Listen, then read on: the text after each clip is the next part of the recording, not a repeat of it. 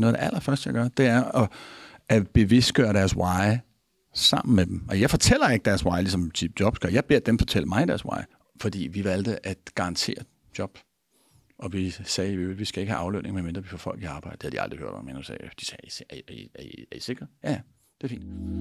Bag om eksperterne, deres motivationer, personlige historier, erfaringer, succeser og deres rejse videre. Velkommen til Bag om eksperterne med Inviso. Velkommen til. Sidder sammen med Thomas Rex og Sebastian Kolder og Theodor Jonasson i Inviso med Bag om eksperterne. Thomas, du har en imponerende karriere med 30 års erfaring i public speaking, og har hjulpet mennesker med at udvikle, specielt mænd, udvikle deres horisont og deres viden og self-awareness, selvsikkerhed og alt muligt andet. Du er stifteren af Nordens største foredragsklub, og har lavet online-forløb og flere kurser inden for public speaking. Du har også stiftet virksomheden Men's Mastery, som hjælper mænd med at opnå mere i deres liv og få et bedre selvbillede og alt muligt andet, komme mere i takt med sig selv.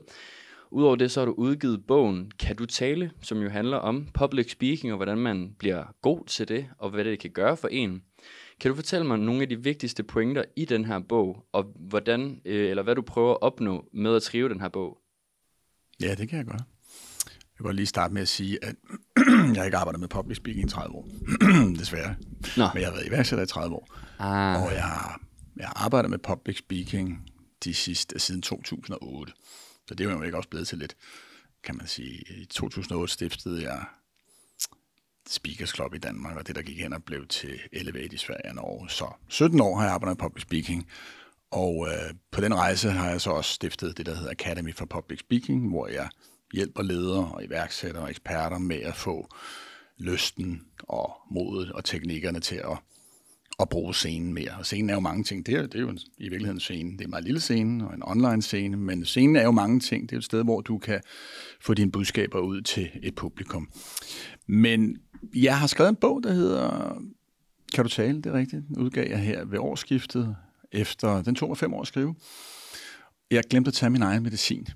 Og det er meget skægt, fordi en af mine vigtige pointer, når jeg selv træner ledere eller andre i at bruge scenen, det er faktisk noget af det allerførste. Jeg siger, vi skal lige have sat en dato for, hvornår du skal levere dit indlæg, eller din præstation, eller din tale. Det er det allerførste, jeg kigger nu. Really? Er det det vigtigste? Ja, det er vigtigst. Fordi hvis ikke vi får sat det, så sker der ingenting. Så procrastinater vi. Det er et godt dansk ord, ikke? Eller overspringshandler vi. Og det har I måske oplevet selv. Og det oplevede jeg på egen krop. For 5 år siden besluttede jeg mig for at skrive en bog om public speaking. Og så gik der 4,5 år, hvor jeg fik skrevet 20 sider, fordi jeg glemte at sætte en dato. Og da jeg så endelig indså, at jeg var faldet i fælden selv, så fik jeg taget kontakt til en skrivecoach, en redaktør. Og det er ikke, fordi jeg ikke kan skrive selv, men jeg kan ikke holde mig selv i ørerne. Og det er jo lidt det, der er sandheden med al udvikling. Det her disciplin og virke eller viljestyrke, der bliver lagt alt for meget af det. Vi har ikke så meget af det i virkeligheden. Det er derfor, det er så vigtigt, at vi har en coach eller en mentor eller en vejleder, der holder os til ilden. Og det havde jeg ikke. Jeg havde glemt selv at have det. Så fik jeg kontaktet min skrivecoach, og så i løbet af 6 måneder, så havde jeg skrevet bogen, og jeg havde fået den editeret, og jeg havde fået den designet og layoutet og udgivet. Men det tog mig 5 år. 4,5 år om at komme i gang, og så et halvt år at få den lavet. Men hvad handler den om? Jamen altså, den handler jo i al væsentlighed at Kan du tale? Det er en drejebog til, hvordan du udvikler et manus, og hvordan du får det leveret på en måde, så dit publikum, de først og fremmest forstår dine budskaber, dernæst, at de kan huske dem, og måske allervigtigst, at de føler sig ansporet til at tage handling på dem. Og det er jo også min definition på, hvad god kommunikation er. Og det lyder meget banalt. Men prøv at tænke over, hvor ofte I har siddet til et foredrag, eller et andet sted og lyttet til en. Og det er sgu ikke sikkert, at I lige har forstået, hvad han eller hun har sagt. Har vi prøvet det? Det har ikke været klart, det har ikke været tydeligt, der har været for meget eller for lidt, eller sproget har været for komplekst, for højt et ligestal, indskudte sætninger, et eller andet. Man forstår sgu ikke, for teknisk, et eller andet.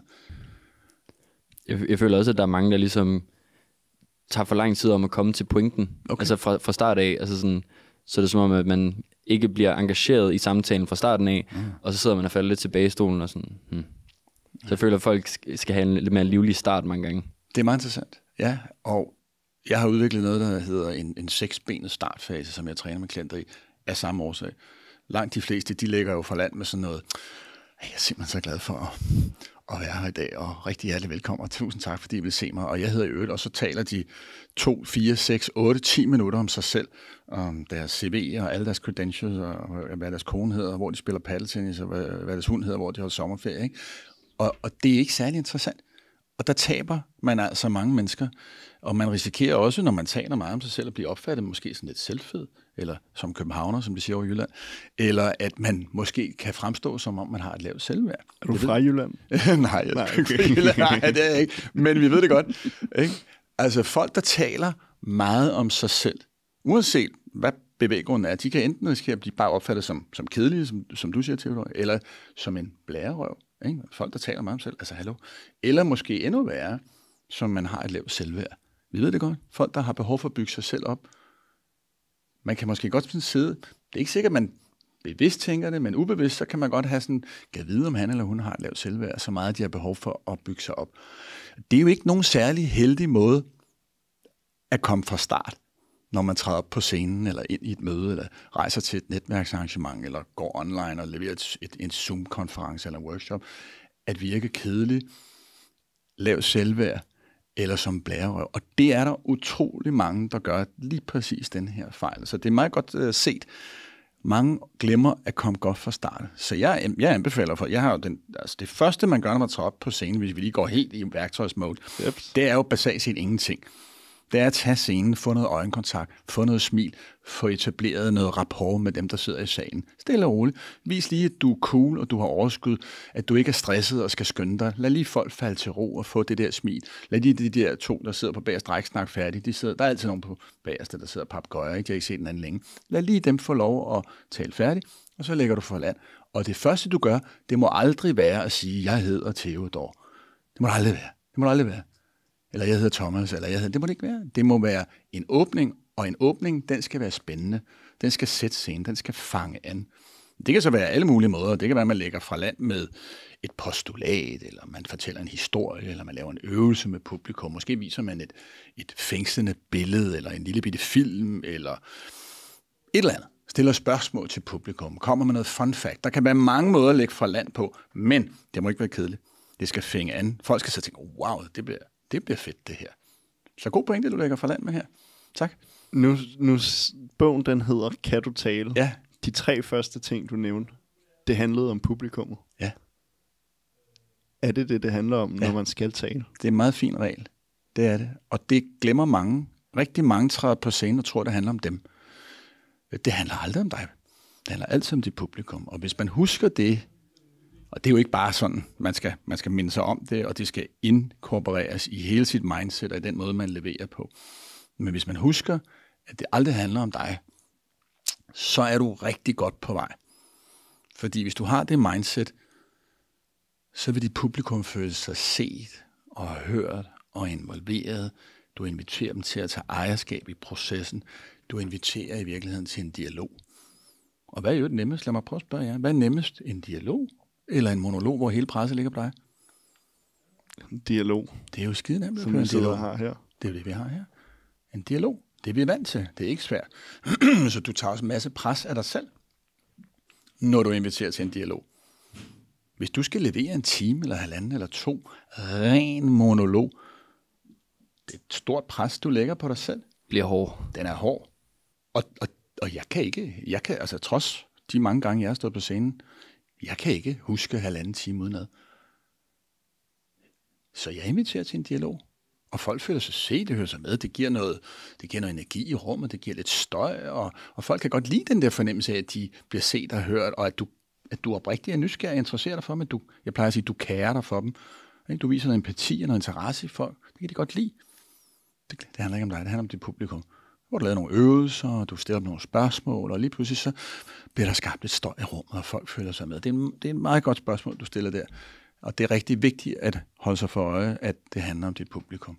Det er også, jeg føler, at der skal være en eller anden form for engagement fra ens publikum, enten i et spørgsmålsforstand, eller at man skaber noget energi i dem.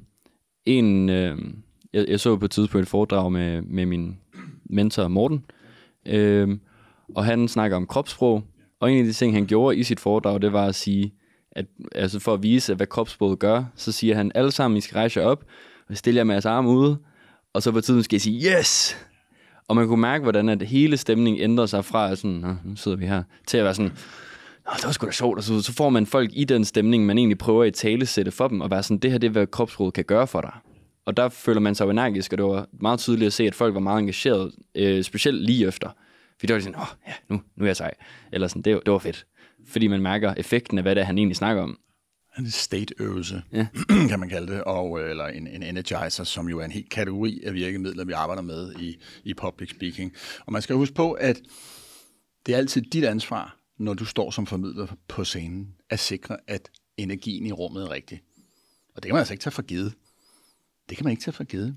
Det er ikke publikums ansvar, at energien er rigtig. Det er dit ansvar. Og hvis ikke energien er rigtig, så går folk derfra, og så ikke lærer en skid. Jeg kan fortælle jer, at sådan et tidspunkt, hvor sådan nogen som jeg, vi ofte bliver inviteret og holde foredrag, det er jo sådan i yderpositionerne på dagen.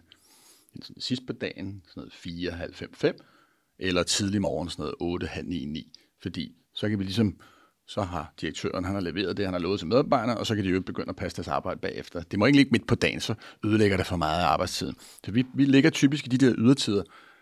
Og jeg ved ikke med jer, men nu kom jeg jo for en time for tidligt her morges, og der ramte jeg jo altså smack on lige ind i møllertrafikken.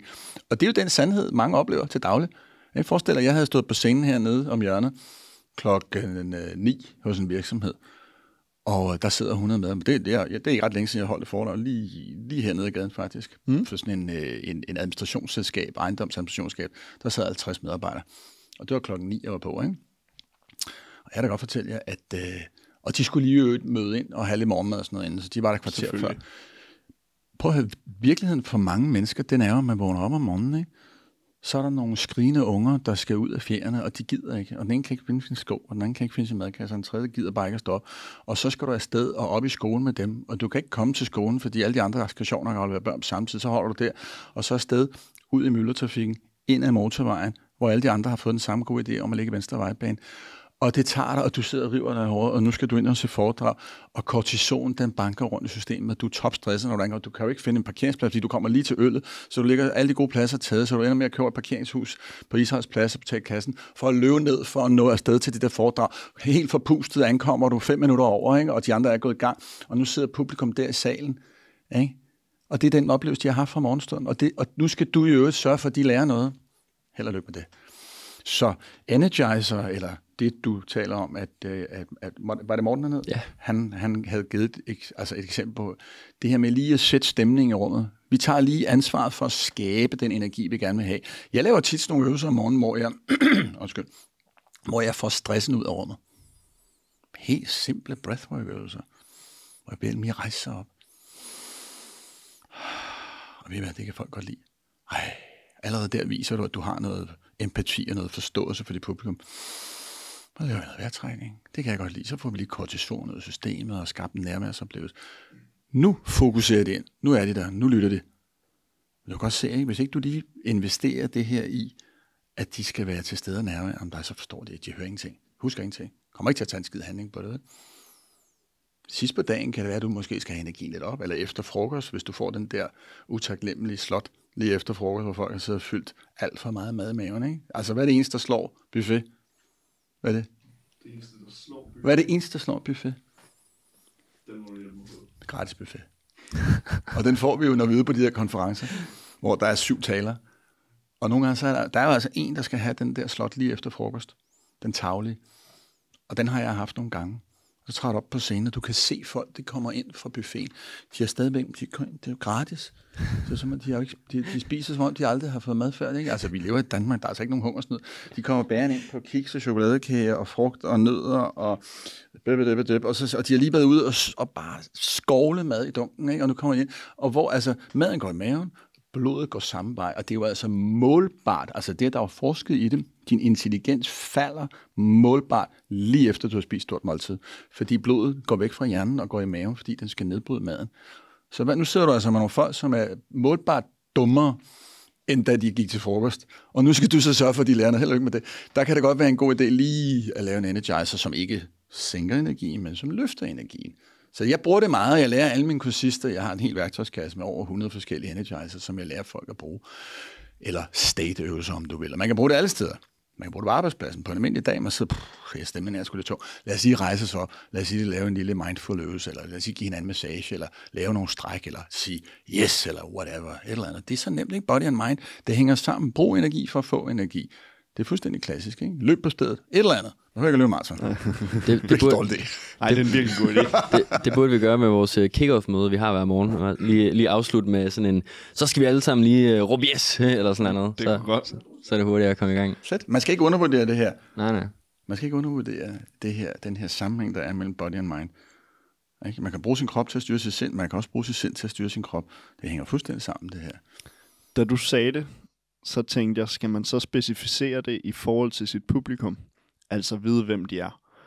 Og der hører jeg dig lidt sige, at man kan altså sådan en som at lige stille sig op, og alle sammen tager en dyb indånding og en dyb udånding. Det kan man jo gøre mange steder. Men jeg tænker, du bruger dem forskelligt, alt efter hvor du er på dagen.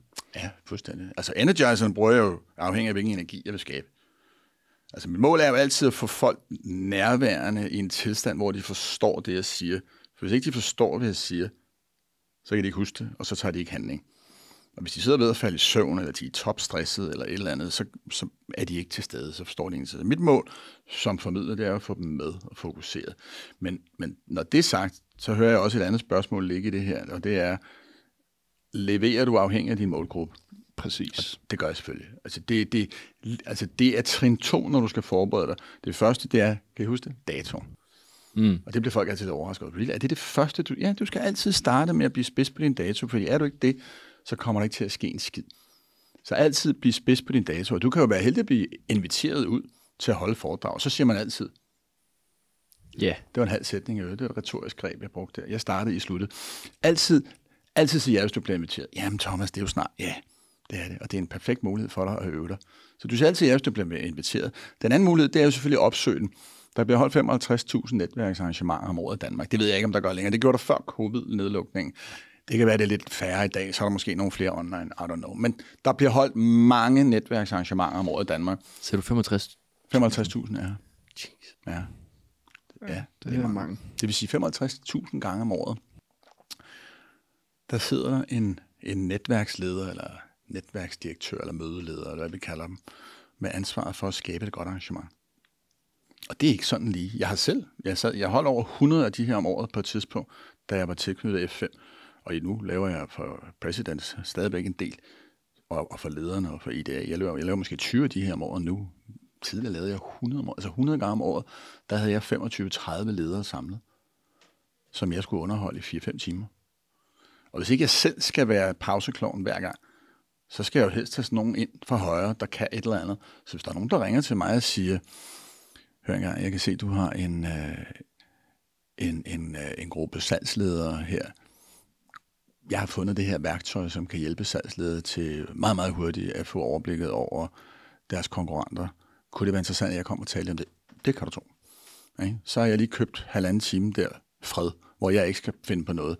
Så der er masser af muligheder for at komme ud og stå på scenen. Så enten kan du tage imod en invitation, eller også kan du opsøge den ved at ringe til dit netværk, eller konferencer, eller industrievents.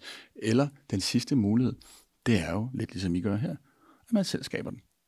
Man skaber selv muligheden for at stå på scenen. Det kan være online, man inviterer til en podcast, eller man holder et webinar, eller en workshop online, eller man lejer en scene på et eller andet hotel, eller en konferencesal, og så inviterer man sine kunder, eller potentielle kunder, eller sine kunder at tage en gæst med, eller et eller andet, og så kan man jo komme op og øve sig på scenen der.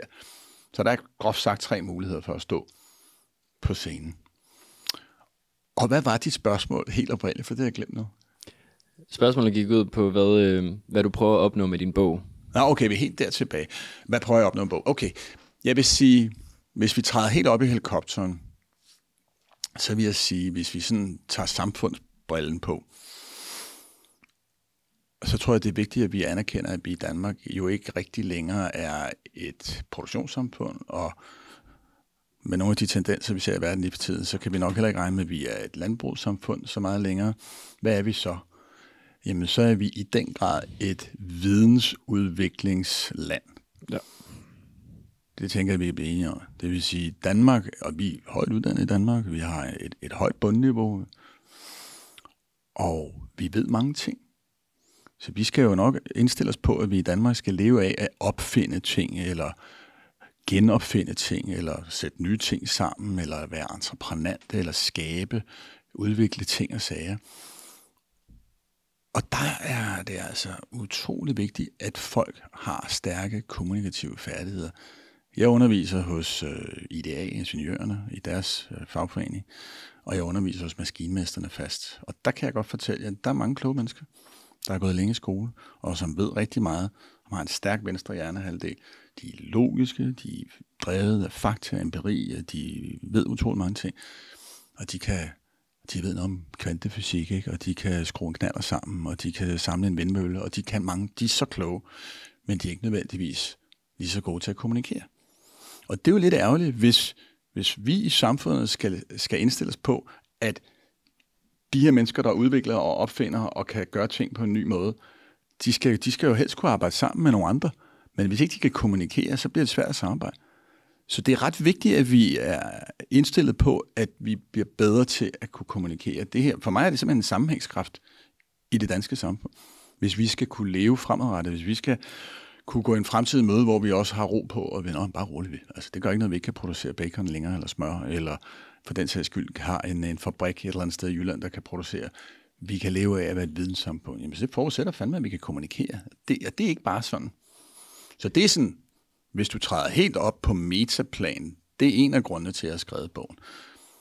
Jeg føler også, at hvis du har nogle gode idéer, eller du er ekstremt analytisk og begavet, at den mangel på formidling til andre, så står du jo alene med den her idé og de her evner.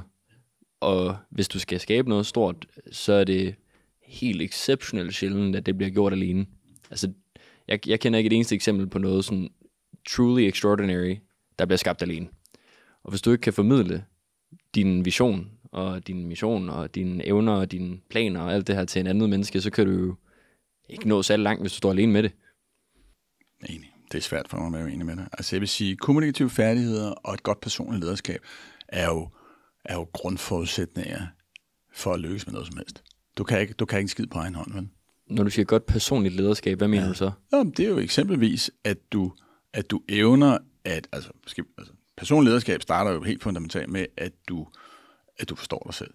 Det forudsætter jo et ønske om at holde spejlet op og få selvindsigt. Og det forudsætter jo noget proaktiv handling. Det starter med, at vi beslutter os for, at vi vil gerne vide noget mere om os selv. Så tager man på en eller anden camp for at lære noget om sig selv, eller man hyrer en coach, eller en mentor, eller et eller andet. Man begynder at meditere, man begynder at holde spejlet op, man går på et kursus. Det er jo det hele starter. Ikke? At du tager en beslutning om, at du vil dygtiggøre dig, forstå dig bedre. Holder spejlet op, så begynder du at gud, hold op, der var meget, jeg ikke vidste om mig selv. Ja, det er ikke altid rart, vel? Fordi man går rundt og er ubevidst inkompetent. Det er fint nok, ikke? Man lever i boblen eller i zonen, og så lige pludselig så kommer man ud af zonen, ikke? Det er der, al udvikling starter. Hold da kæft, der var noget, jeg ikke vidste. Bevidst inkompetent. Så bliver man bevidst inkompetent. Puh, det var ikke rart, vel? Og så skal man lugte det der hul.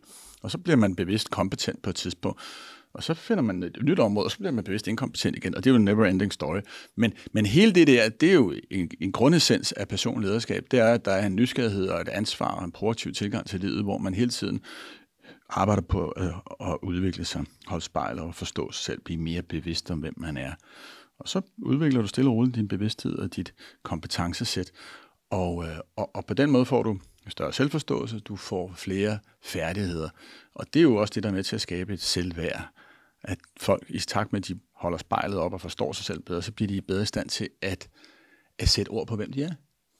Hvis ikke man kan værdisætte sig selv, hvis ikke man forstår sine styrker og sine svagheder, sine mål og sine passions og sine værdier og sin læringsstil og hvad der driver en og hvad der motiverer en og hvad man ikke vil og sine trigger points og alt, man kan jo lære utroligt meget om sig selv. Jo bedre du bliver til at lære om dig selv, jo bedre bliver du også til at verbalisere dig selv og sætte ord på dig selv. Og det er det, der faktisk skaber selvværd. Det er det, du selv som individ kan gøre for at vækste dit selvværd. Der er flere ting, du kan gøre, men det er en af tingene, du kan gøre.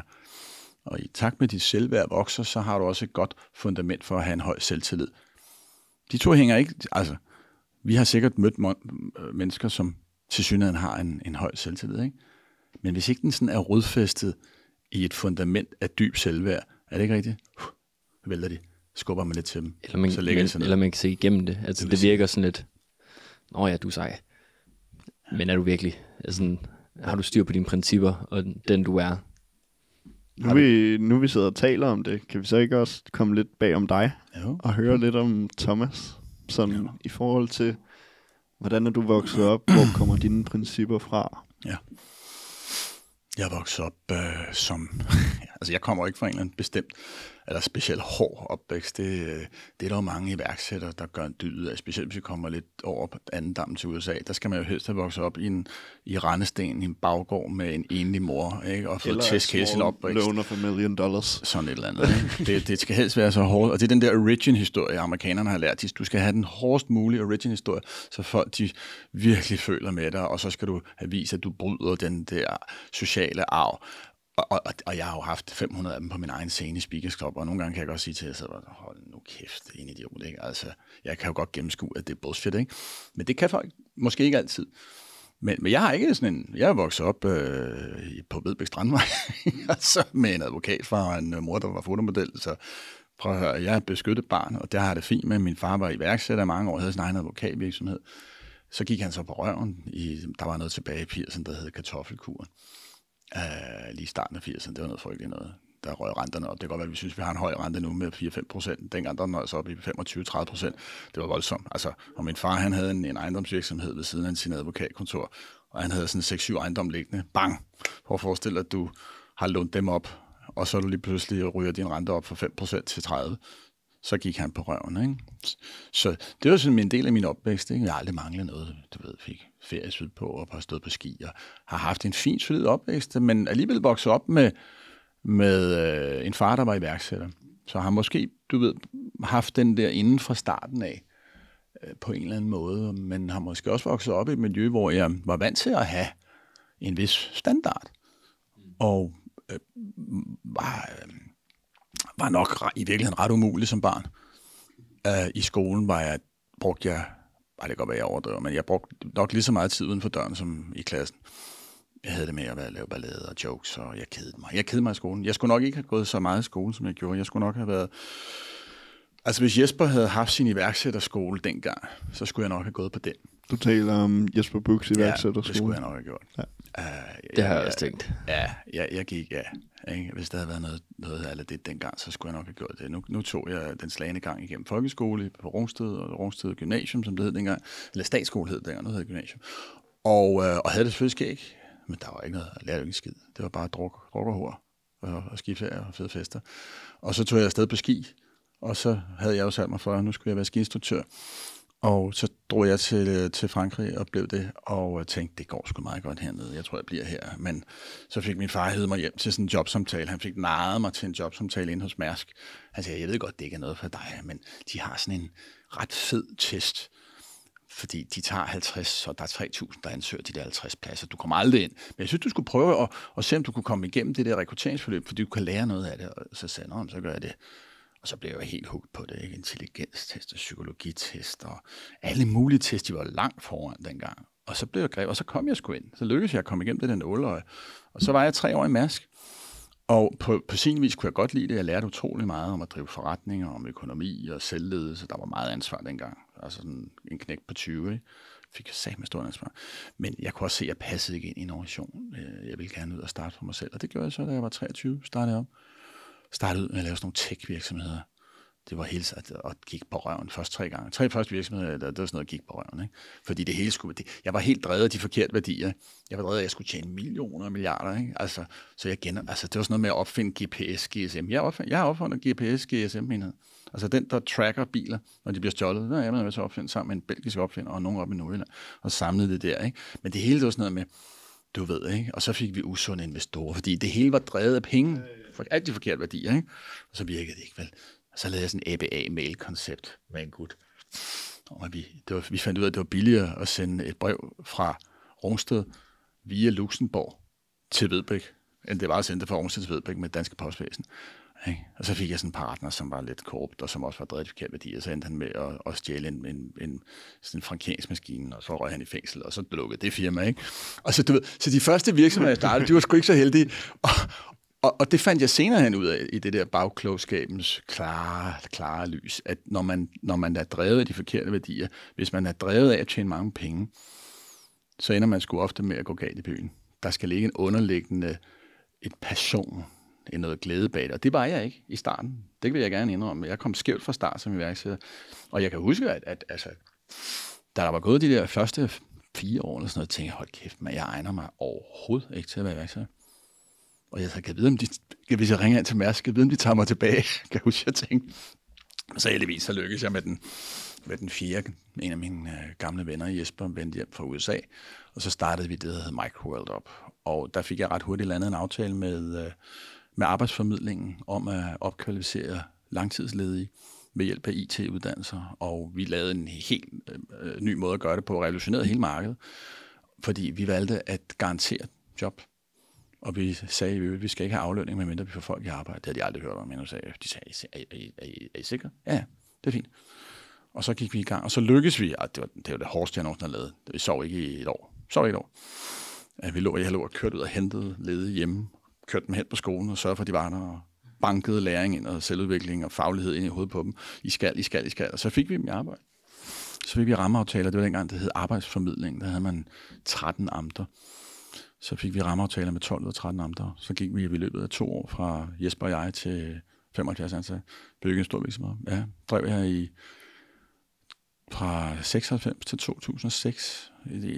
Undervejs der stiftede jeg et par reklamebureauer og sådan noget, som jeg solgte også. Havde de første exits der i omkring over 1000 skiftet, og så solgte jeg Microworld i 6 og gik lidt på græs for at finde ud af, hvad jeg så skulle lave. Så startede jeg, så startede jeg Camp 2 North op sammen med Nikolaj Margulet i 2006, som jeg så solgte min halvdel i, og så startede jeg Speakers Club i 08 op, og så, ja. Hvordan gik det fra at være sådan noget, der hjalp de her, som skulle i job, til at være, nu vil jeg gerne hjælpe først unge mennesker med at finde dem selv, og så til Speakers Club? Ja, unge mennesker, det var Nikolajs idé. Han havde været på noget camp i USA, og var bare blevet inspireret af det. Og vi havde snakket lidt længere om, ikke vi skulle lave noget lidt mere personlig lederskab, selvudvikling til det klientel, jeg havde i Microworld, som jo var professionelle. Typisk IT-mennesker, IT-ledere, IT-programmører. Og du ved, vi kunne ikke helt ramme den lige i røven. Men vi gik og talte om den længe, og så endte det med, at Nikolaj han kom hjem helt tændt af den hellige ild fra USA, og vi skal lave noget med teenager, det er så fedt, så okay, så gør vi det. Jeg kan mærke, at du brænder for det. Og så gjorde vi det, og startede en første camp op i Farum, op hos Kæsk. Nej, det kan ikke. Peter Brikstofte, der var borgmester i Farum, som sådan meget, hvad skal man... Han var borgmester, og han havde sådan lidt speciel tilgang til at drive politik, og han kiggede også lidt i flasken en gang imellem, men han var meget dygtig, og han havde meget medieplads, lad os sige på den måde. Men han sagde, I kan bare komme her. Så fik vi lov at låne Farum Stadion til at holde det her helt kvitterfrit. Så lavede vi den første camp derop, og den gik virkelig godt. Havde, nu siger jeg, 56, omkring 60 unge mennesker på den første camp. Og da vi sendte de der unge mennesker hjem, efter at have arbejdet med dem en uge, så kunne deres forældre ikke kende dem, literally. Jeg havde forældre i røret og sagde, jeg skal lige høre, det der, du har lavet med lille Sebastian, jeg forstår det ikke. Altså, han taler sprog, jeg ikke kan længere. Jeg skal også have noget af det der. Og så tænkte jeg, så forældre vil også have det her. Og det, vi lærte de her unge mennesker, det var jo dybest set det, vi talte om før. Ikke? At holde spejlet op, få en høj grad af selvindsigt, en høj grad af selvforståelse, at anerkende sig selv og få selvrespekt, fordi man forstår, at det ikke er bedre at være intelligent på den her måde, end på den her måde. Det er lige godt. Ikke? Det er ikke bedre at have det her princip end det princip, eller de her værdier. Det handler om bevidsthed, det handler om anerkendelse af dig og forståelse af dig selv. Og med den der selvrespekt og det selvværd, så voksede deres selvtillid og deres lyst til at række hånden op i timerne. Så næste gang de der unge mennesker fik et karakterblad, så ville de gå en karakter op i snit. Altså fra 6 til 7. Og det var ikke fordi, vi havde slet ikke arbejdet med deres faglighed. Vi havde bare givet dem deres lederskab. Og vi skal huske på, at det ikke er faglighed, der sætter faglighed i spil. Det er deres lederskab, der sætter deres faglighed i spil. Ikke? Og det gælder også for voksne. Men når du så taler ind i det her med at holde spejlet op, og alle de her ting, du hjælper både unge såvel som forældrene med, hvordan er du kommet frem til det i dig selv? Ja. Jeg startede, sandheden er jo, at jeg startede jo forholdsvis sent, som mange i min generation. I skal huske på, at selvudvikling og personlig lederskab, det er jo noget, der er opfundet i min generation. hvor mange af os, vi først startede forholdsvis. Jeg var først på mit første arrangement hos Tony Robbins, da jeg var 30. 30 år gammel. Hvor langt er I allerede med jeres selvudvikling? Bare se. I startede meget før jeg, altså. Jeg tror, jeg gik sådan rigtigt i gang med sådan personlig selvudvikling, da jeg var 22, men havde koncepterne, da jeg var sådan 18. Det kan du bare se. Og det var faktisk, fordi jeg fik sådan en bog, 7 Habits of Highly Effective People, af min Stephen mentor Covey. Morten. Ja. Der sad jeg og læste den. Og det var så der, det startede. Og du er 23, så... Ja, jeg ved ikke, hvor længe jeg har været i gang. Jeg har begyndt at læse sådan nogle self-improvement-bøger for, da jeg var 16-17 år på ferie. Ja. Bare fordi, at det er det eneste stof, jeg synes er spændende at læse. Og så har det bare blevet ved. Så jeg er lidt tidligere end de 30 i hvert fald. There you go. Ja. Og det var præcis sådan, Nikolaj og jeg, vi stod og tænkte, hold kæft mand, tænk, hvis vi havde lært det her før. Tænk, hvis vi havde lært de her ting, før vi var 30, 32, 35. Tænk, hvis vi havde lært det her, da vi var 13. Det er faktisk løgn, fordi jeg lærte det, da jeg var 13, fordi jeg var på Camp True North. Det var du sgu da. Ja. Og du ved, hvorfor det hedder True North, ikke? Jo. Ikke? Fordi der er en geografisk nordpol, og der er en magnetisk nordpol, og det er altså ikke det samme sted. Den magnetiske, den flytter sig lidt, ikke? Men forestil dig, at Theodor og Sebastian, de står på nordpolen. Den ene står på den geografiske, den anden står på den magnetiske. Og nu får I at vide, at nu begiver I jer ud i livet, og I skal ned til ekvator. Kan I se, hvordan I ender 2 vidt forskellige steder?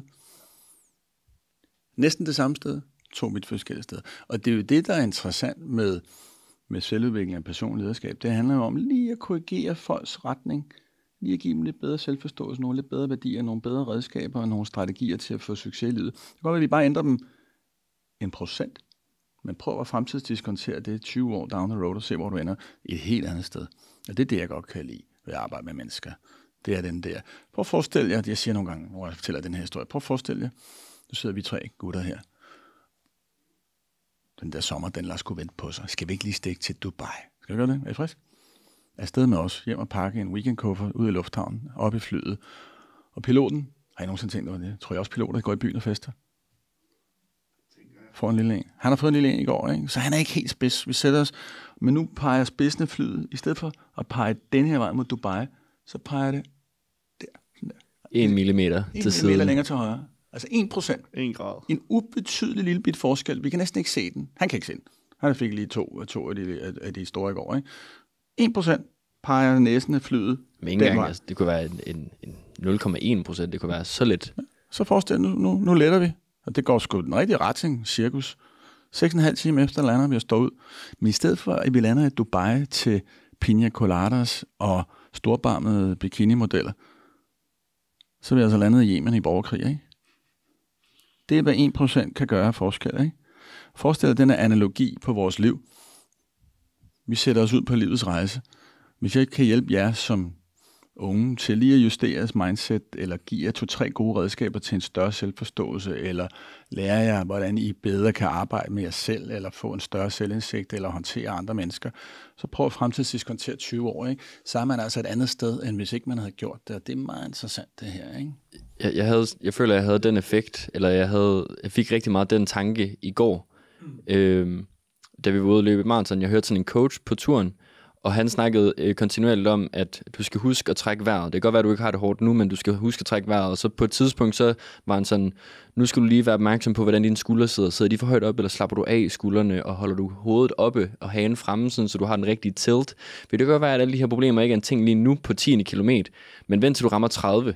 Og så nu skal du måske lige have noget mere vand, og nu skal du have nogle elektrolytter, og det er før, at du kan mærke, at du har brug for dem. Men det er det, der gør, at du kommer i mål hele vejen, uden at ramme en barriere, eller falde om inden. Lyttede du til ham, mens du løb? Ja, det var sådan en Nike-app. Så for hver kilometer, så var man sådan, nu er du på 3. kilometer, nu skal du lige overveje det her. Og nu skal vi lige huske at holde op med vores skuldre, de skal lige slappe af, og du skal hænge løst ud, sådan alle de her ting. Så han vejleder en igennem det. Og du rammer en pointe her, der er fucking vigtig her i livet, og jeg tror, jeg nævnte den lige kort indledningsvis, mange mennesker har det med at overvurdere det, der hedder selvdisciplin eller viljestyrke. Og det er sådan noget, vi får fortalt.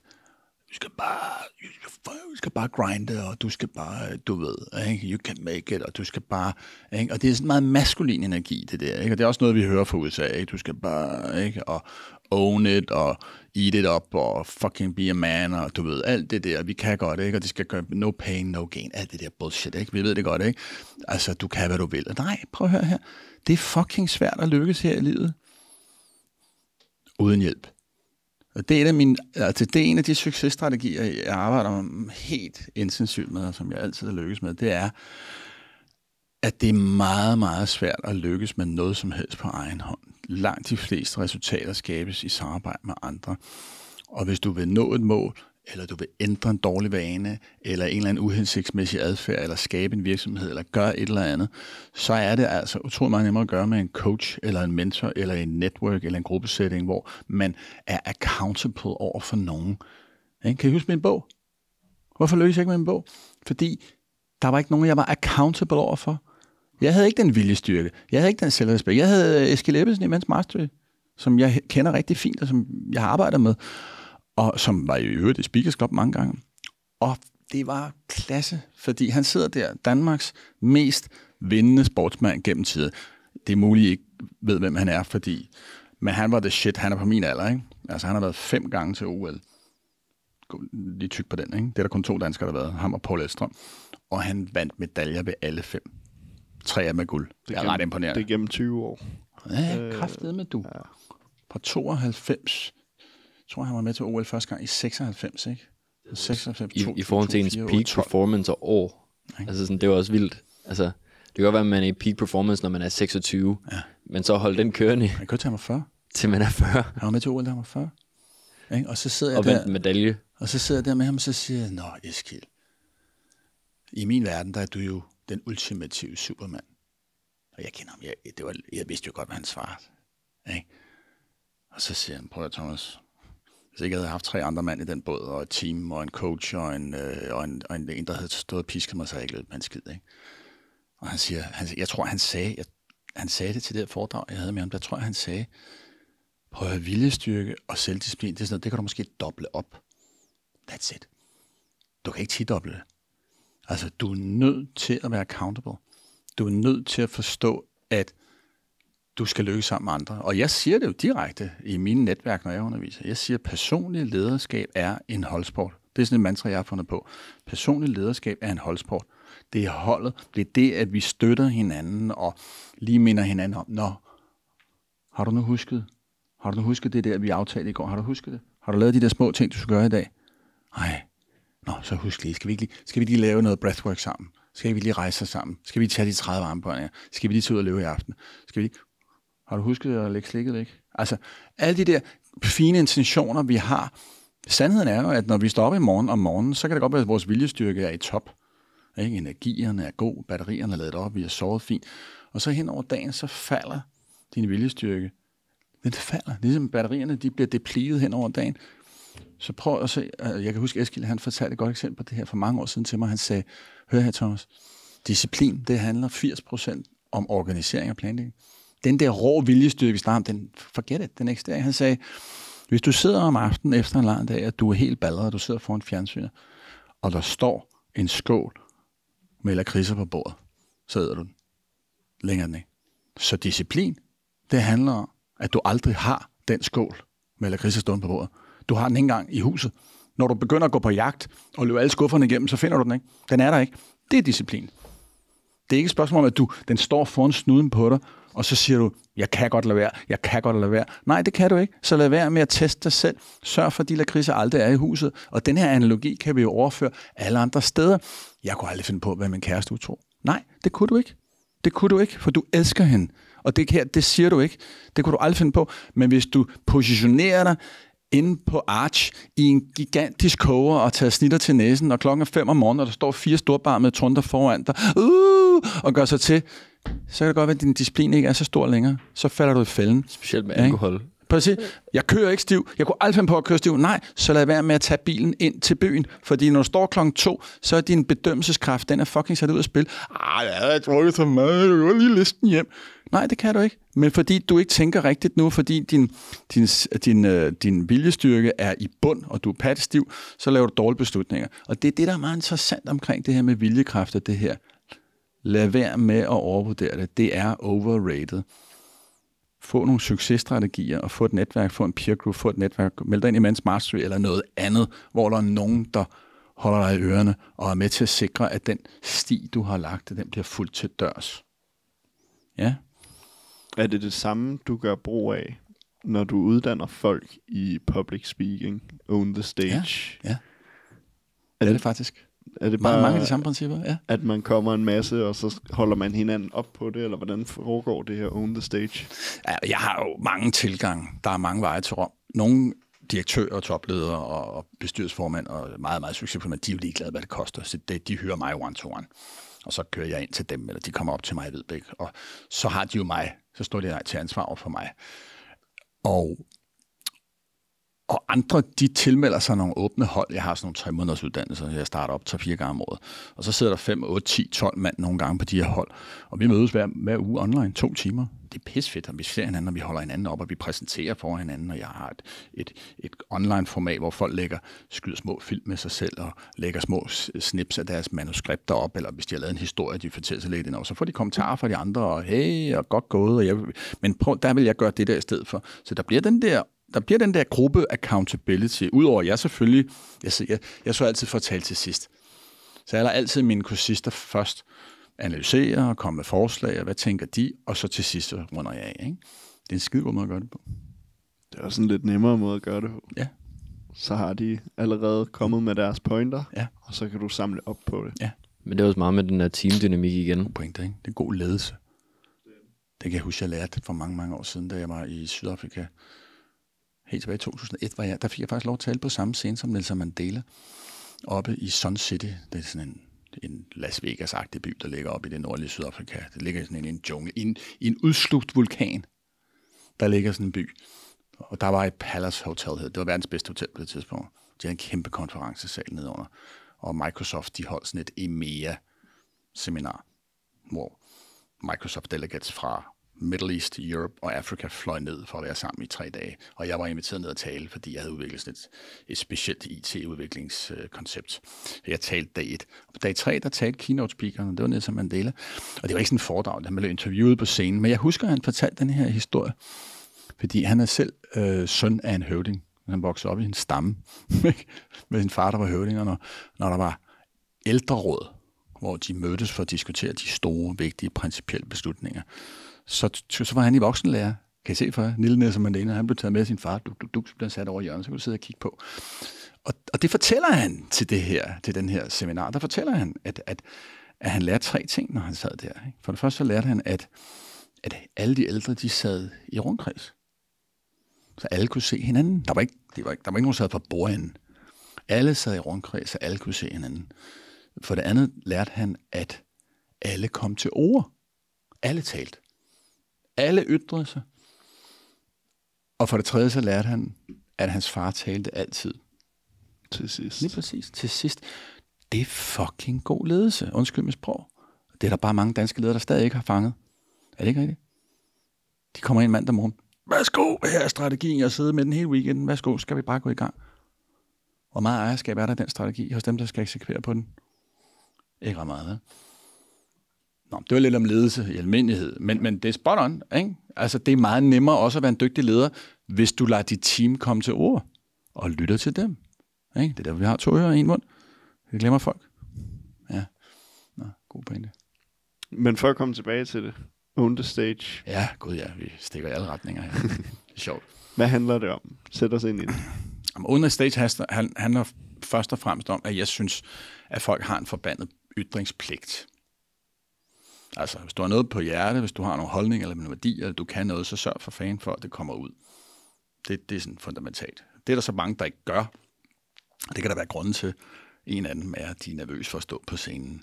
Mange mennesker har ubehag ved at træde op på scenen. Det havde jeg også selv i sin tid. Og mange ved ikke, hvordan de skal skrive et manus. De ved simpelthen ikke, hvor de skal starte og slutte. Den struktur, man skal bruge for at bygge et manus. De ved ofte heller ikke, hvilke virkemidler de kan gøre brug af. Det er derfor, vi har begrebet Death by PowerPoint, som I måske også oplever, som er sådan en klassiker. Hvis ikke 95 ud af 100, så i hvert fald 9 ud af 10, når de træder op på scenen, de dræber deres publikum med endeløse slides, med alt for meget information på. De laver information overload. Og mens folk sidder og prøver at læse igennem de der slides, så hører de ikke efter, hvad de siger, og de falder i søvn, og det er røv og nøgle. Min gamle retorikprofessor, Jesper Troel Jensen, når han gik på scenen, så gik han også meget professor-look. Godt i stand, og en tweetskjorte, og jakke, og lille professorbriller, 2 striber med hår. Når han gik op, så rettede han lidt på brillen, og kiggede på publikum, og så sagde han, hver dag dør tusinder af budskaber med PowerPoint-ulykker. Det var pisse godt sagt, ikke? Og det er jo rigtigt. Det er rigtigt. I takt med, at man dræber den via PowerPoint, så er det vel sandsynligvis så er det et forsøg på at få formuleret så meget information ind på PowerPoint, så du ikke behøver at have det i hovedet. Ja. Har du nogle gode vejledende strategier til at opnå, altså sådan, for at vedligeholde en lang præsentation, og at holde den samtale kørende? Jamen, nu siger du jo en lang præsentation. Og hvem har sagt, det skulle være det? Det var i forhold til, for eksempel hvis vi snakkede tidligere, du havde haft 4 timers seminar. Ja. Hvordan kommer man igennem sådan et seminar? Ja, der er nogle hovedregler, man skal starte med at købe ind på. Den første har vi faktisk talt om, ikke? Det er den her, ikke før en monolog, men sørg for, at der er en dialog. Det kan publikum bedre lide, og du gør det nemmere for dig selv. Det er en meget god regel nummer 1. Faldgruppe nummer 2, det er, at folk giver for meget. Og igen, den falder tilbage til hovedproblematikken. Folk glemmer, at det handler om dem. Fordi hvis nu det handler om mig, så skal jeg jo være utrolig klog. Kan I se det? Jeg skal jo fremstå utrolig vidende og klog. Og det gør jeg jo bedst ved at fortælle utrolig meget og øse ud af min enorme visdom, alle de år, jeg har gået i skole og min erfaring. Kan I se det? Nej. Du taber folk. Lad være med det. Du taler alt for meget, og du giver... Og nogle gange kan det godt bare komme fra et godt sted. Jeg vil gerne virkelig sørge for, at mit publikum lærer meget. Ja, problemet er, når du lærer dem meget, så lærer du dem ingenting. For de kan ikke huske en skid. Så less is more, og det har vi hørt det her. Less is more. Lad være med at tro, du skal give så meget. Du skal give meget mindre. Sandheden er, at folk ikke kan huske ret meget. De kan ikke kapere ret meget. De kan ikke forstå ret meget, og de kan ikke huske endnu mindre. Så anerkend, at du skal give mindre, end du tror. Så sørg til gengæld for, at de 3-4 pointer, du har med til for, at de bliver leveret på mange forskellige måder, så de sidder fast. Brug mange forskellige virkemidler. Fortæl en lille historie. Lav en lille øvelse. Kom med noget empiri. Lav en håndsoprækningsøvelse. Vis en lille film. Vis et stærkt billede. Stil nogle retoriske spørgsmål. Hvad ved jeg? Kom med noget fun fact. Du kan bruge så mange forskellige virkemidler til at levere det her budskab på forskellige måder, så du kan være sikker på, at du får alle med. For folk er jo også forskellige. Ligesom vi er forskellige som afsender af budskaber, så er folk jo også forskellige som modtager af budskaber. Det vil sige, hvis du kun leverer på én tangent hele tiden, kan du se, hvordan der er en risiko for, at du taber rigtig mange. Der er nogen, der sidder, de er ikke klar for, at du fortæller en historie. Så lytter de. De vil have det der, de højere hjernehalvdelsstyret, de vil have følelser i spil, de vil have din historie.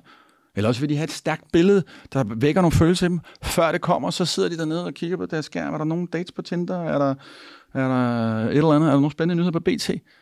Der kom en historie. Så lægger jeg telefonen væk og lytter. Og andre, de er drevet af fakta og empiri. De er meget venstrehjernehalvdelsstyret, ikke? Altså ingeniørerne og maskinmestrene og bankuddannede. Alle dem, vi talte om før.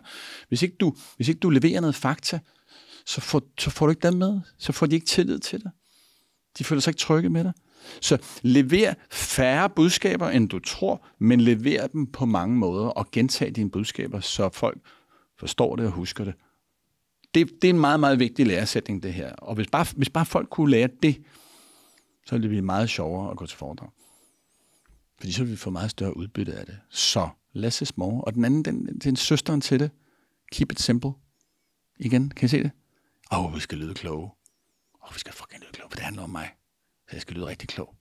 Så jeg lyder jo meget højt digstal, lange sætninger, fremmedsprog, teknisk sprog, fagsprog, indskudte sætninger. alt muligt andet, som taber folk.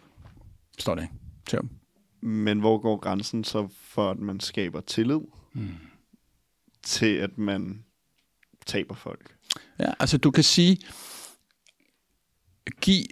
understøt gerne hovedbudskaber med noget fakta, men lad være med at gå ned i detaljen og finde fakta og empiri og undersøgelser og statistikker, der understøtter hver en lille bit pointe. Det gider folk ikke. Det lægger du til dem i et addendum. Så hvis nogen af jer synes, det her er interessant og gerne vil dykke dybt med det, så har jeg lagt et lille udprint på jeres bord med flere undersøgelser med nogle mellemregninger, I kan kigge ind i. Lad være med at stå og køre det hele for scenen. Hvis du står og skal præsentere et budget eller et regnskab, så lever omsætningen, DB og resultat. Du behøver ikke levere, så brugte vi så meget på kontorstole, og så meget på indkøb af sodavand, og så var der sommerfesten, den stak af, den blev dyr, ikke? Og så var der alle noterne med. Ja, ikke? Det står, alle mellemregninger, dem har I noterne, og det er så meget god tommelfinger. Giv hovedpointerne, og alt det der mellemregning, det ligger du i noget addendum på deres bord. Eller det kan jeg sende til jer bagefter, hvis nogen af jer synes, folk er pisseligeglade. De vil have hovedtallene. Giver det mening? 100%. Godt. Og når du så kommer op på scenen, når du har skåret dine pointer ned og gjort dem tydelige og fortalt 4-5 forskellige måder at fortælle den samme klare pointe på, som er vigtige for folk, så vi får alle med. Jeg synes i øvrigt, at det er fedt, at du tænker på et større publikum, hvor at vi ved, at måske 20% de arbejder meget med den logiske del, og 20% de arbejder meget med, at de skal kunne føle det, og den sidste er en helt tredje. Så sådan, allerede der er der jo, det er jo gennemtænkt at få hele publikum med på rejsen, og ikke bare en fjerdedel af dem, som lige forstår den måde, du siger det på. Det er i hvert fald en aha-oplevelse for mit vedkommende. Så det synes jeg er fedt. Når vi så står 5 minutter før vi skal op på scenen, eller 5 dage inden vi skal sige ja til at tage op på scenen, hvilke ting kan man arbejde med for at overkomme sin frygt for at stille sig op? Ja. Og den vigtigste, og den som de færreste af en eller anden mærkelig grund gør, det er at øve sig nok. De øver sig ikke nok. Og det er jo klart, og her er en lille, og jeg tror også, det var der, du var på vej hen før, Sebastian. Der er jo en lille indbygget catch her, fordi hvis man har det mindset, at jeg har jo mine slides. Kan I se det? Jeg har jo mine slides at støtte mig til.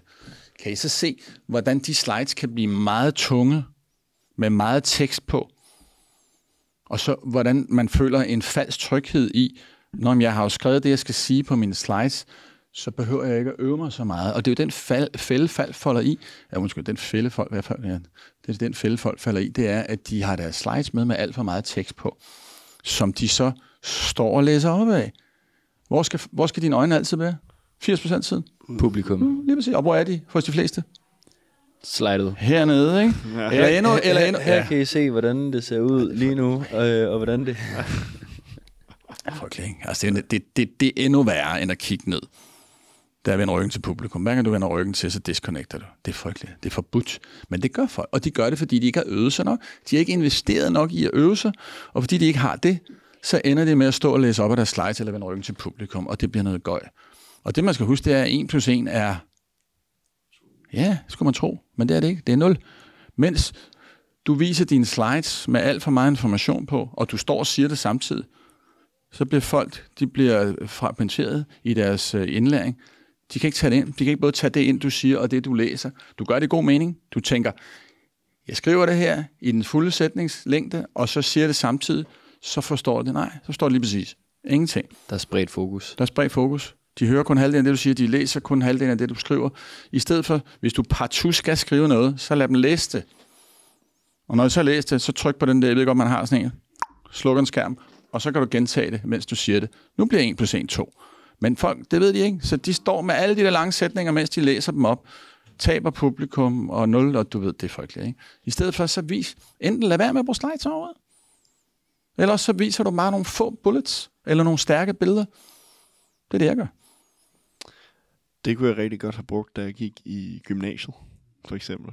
Der skulle vi lave mange præsentationer. Rimelig mange præsentationer der, hvor jeg gik. Og mange af dem blev til, at vi skriver det bare op på tavlen. Så kan folk både læse det, eller de kan høre os sige det.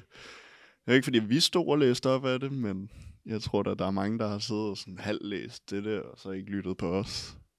Ja, det er altså... Og så tænker man om, det er jo gymnasiet. Altså sådan top CEOs, de ved bedre. Nej, det gør de ikke. Det gør de ikke. Har du et eksempel på, hvordan det her public speaking kan have en stor effekt på ens personlige udvikling? Måske fra en af dine deltagere? Ja, det har jeg helt sikkert, og mange.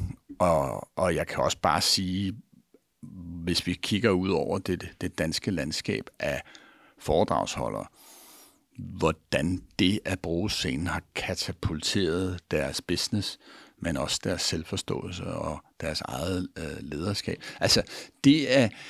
Jeg kan ikke lige finde et navn sådan lige, men det her, det er noget, der sker dagligt. Altså, det sker med mine klienter. Det, at du...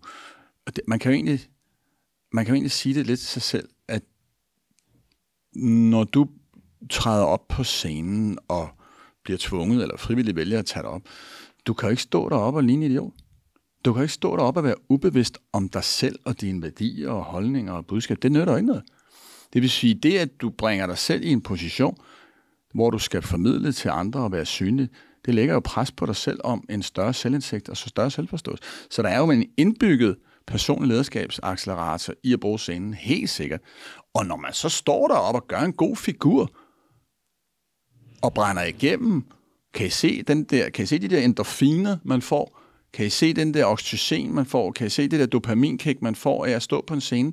Tror I, det er vanedannende? I den grad. Det kan jeg love jer. Det er også derfor, der er mange, inklusive mig selv. Der er sådan noget, se mig over mig. Ikke? Og vi kan godt lide at stå deroppe. Vi får dækket det der basale, altså, vi har jo 6 basale menneskelige behov, og et af dem hedder significance. Vi føler os vigtige. Man føler sig ret vigtig, når man står på scenen. Det er en meget fed måde at føle sig vigtig på, at få dækket det behov. Man skal passe på, at det ikke tager over, om man går hen og får sådan noget Napoleons syndrom, hvor man bliver lidt for selvfed. Det er der mange i vores branche, der skal passe på, at de ikke bliver lidt for selvsmagende. Igen, glemmer, hvem det handler om. Publikum. Ja. Hvordan spiller public speaking en rolle i ens personlige udvikling? De 2 ting de hænger meget tæt sammen. Det at tage en scene er jo forbundet med, som jeg har været inde på tidligere, med lidt frygt eller ubehag, nervøsitet for mange. Så det kræver noget mod at tage scenen. Så allerede der er der jo noget selvudvikling. Man skal trodse en frygt. Man skal stå ansigt til ansigt med noget ubehag, man ikke har lyst til. Så allerede der er der jo et element af personlig lederskab. Men man er jo også nødt til at erkende, at det at træde op på en scene, der er man jo nødt til at være bevidst om sig selv. Man kan ikke stå deroppe og ikke at være spids på, hvad er mine budskaber, hvad er mine værdier, hvad er det egentlig, jeg står for, hvad er min passion, hvad er min drøm, hvad er min strategi, hvad er mine mål. Det er jo vigtige integrerede dele af det personlige lederskab, og det er jo nogle af de ting, du ofte har integreret i din formidling, uanset hvad fanden du laver, om du er leder eller iværksætter eller ekspert, så har du de her ting med inden. Og det fordrer jo, at du er bevidst og kan verbalisere de her ting. Så der er meget selvudvikling, rigtig meget selvudvikling i at tage scenen og blive skarp på din kommunikation. Helt sikkert. Er det her noget, man kan drage i brug altså for alle mennesker? Altså public speaking? Ja, det er det. Jamen jeg synes jo, altså jeg har jo længe ment, at det skulle på skoleskemaet. Nu skal jeg faktisk ind og undervise her om 2 uger hos Jesper på iværksætterlinjen. Og nu må vi se, om de bliver glade for det. Så kan det være, at man skal derind igen. Det kan være, at alle deres gennemsnit kommer op. Ja, kunne det ikke være sjovt? Jo. Men jeg mener absolut, at public speaking er noget, alle kan og bør bruge. Og det er at... Altså, okay, hvor skal vi starte? Iværksætter. Right. Som iværksætter, der er man også ofte, ikke altid, men der er man også en ekspert, eller en konsulent, eller et eller andet. Du skal evne at tiltrække dine stakeholders. Så stakeholders for jer, det er kunder og potentielt investorer. Enig? Medarbejdere. Måske potentielt medarbejdere. Ikke? Okay, lad os starte med medarbejderne. Hvem vil du helst arbejde for? Altså, ham der, den virkelig dygtige leder, der sidder på sit Elfenbenskontor nede i hjørnet, og skriver vigtige e-mails, om det sender designer ud, eller den der leder, der træder op på ølkassen og holder en pep-talk hver fredag, eller som du øvrigt mødte ude på en konference, en branchekonference, hvor han stillede sig op på scenen foran 500 fremmødte, og fortalte om den her virksomhed, og deres værdier, og deres mål, og deres kultur. Så hold da kæft, ham vil jeg arbejde for, eller hende vil jeg arbejde for, right? Eller vil du sidde og arbejde for ham, der sidder, eller hende, der sidder inde på hjørnekontor? Det er ret evident, ikke? Det at kunne pep-talke sit team, Det er også en vigtig ting, ikke? Også bare at skabe visionen, som den rejse, man er på. Altså i hvert fald i vores erfaring, der handler det jo også meget om at skabe baggrundshistorien. Hvorfor er det, du skal med på den her rejse? Hvad er det, vi prøver at opnå med det her? Fordi hvis man bare prøver, vi laver et branding agency, hvorfor gør I det? Vi prøver at tjene penge. Nej, okay, super. Jamen, det gør alle andre også. Så er vi tilbage til noget Simon Sinek Why. Intet spændende der. Steve Jobs. Ikke? Hvorfor tror jeg, at Steve Jobs havde så meget succes? Fordi han kunne sælge visionen, the why. Altså han forstod det her langt før Simon Sinek gjorde, ikke? Hør nogle af hans foredrag. Fantastisk.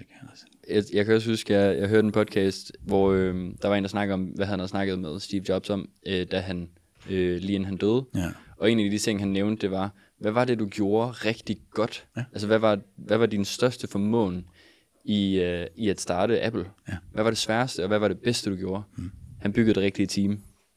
Det var det var hans ord omkring det bedste, han nogensinde gjorde.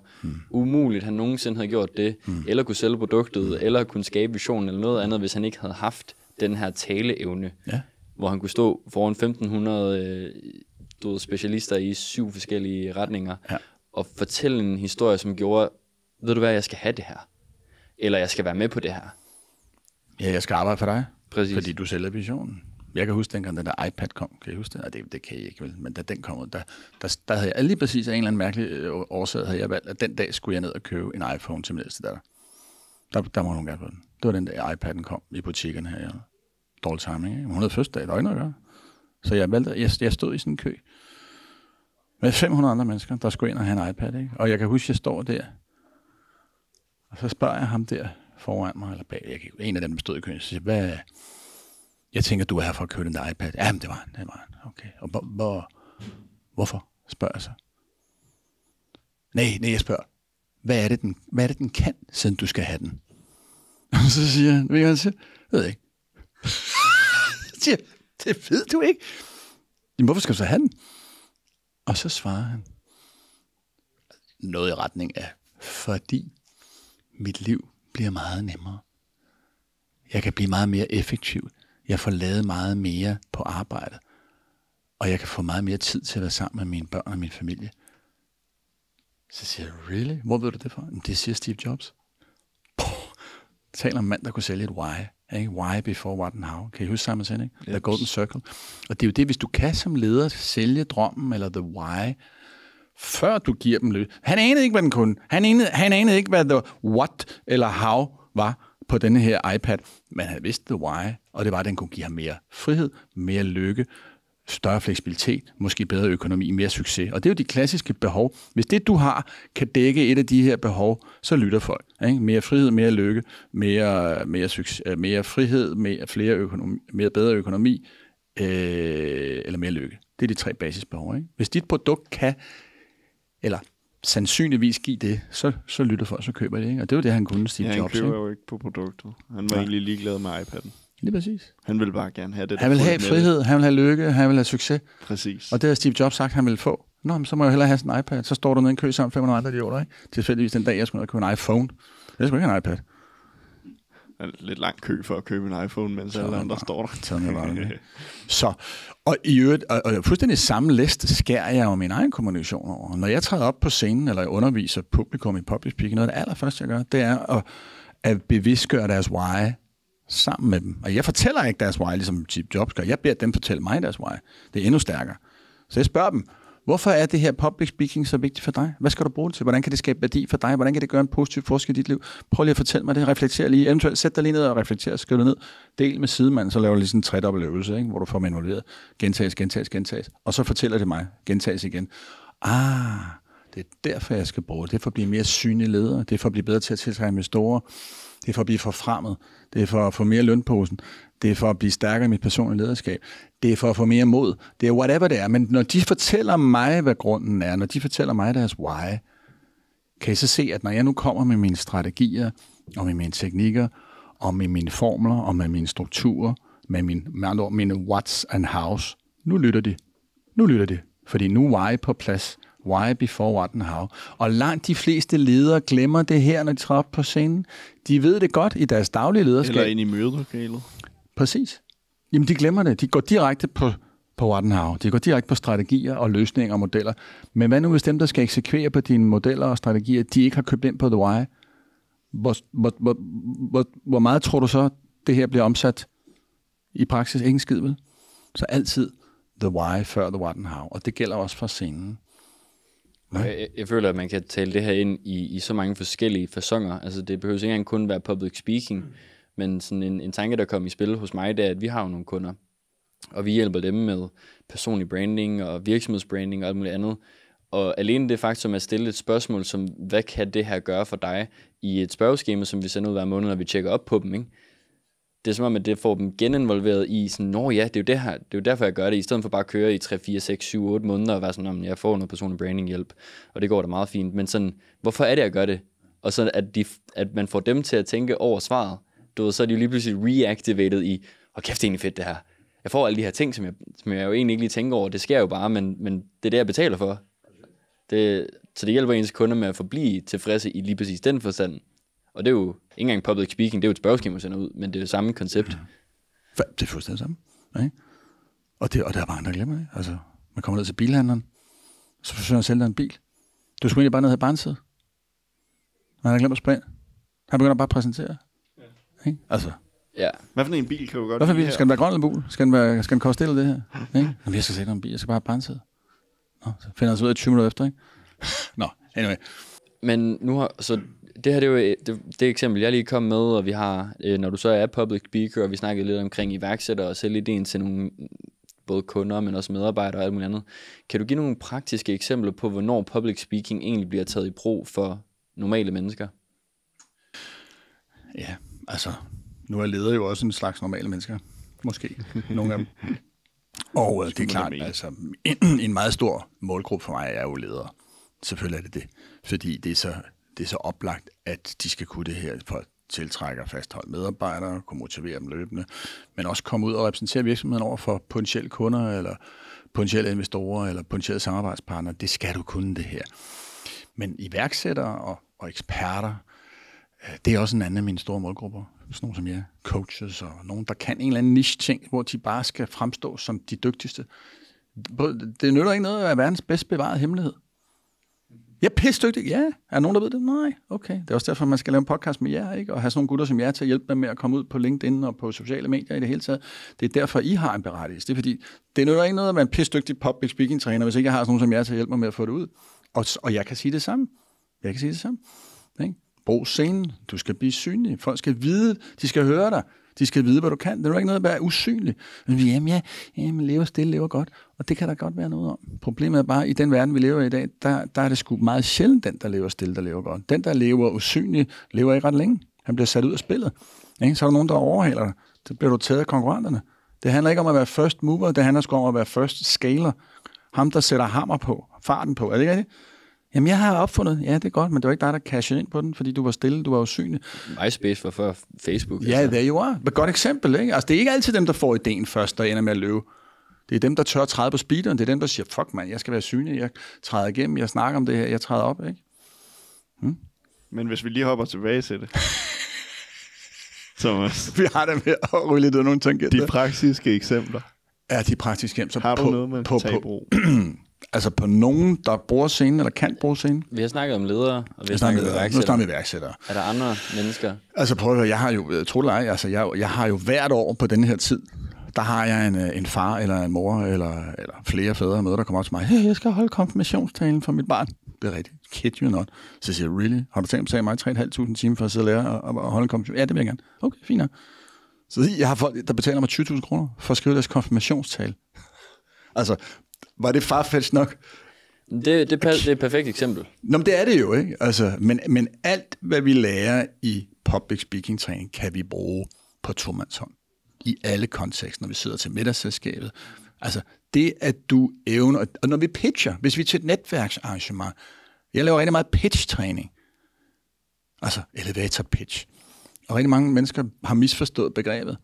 De har lært, at jeg skal tale 2 minutter om mig selv. Nej, det skal du ikke. Fordi så kan jeg garantere dig for, at dem, du taler med, de er enten fysisk gået, eller i hvert fald mentalt gået.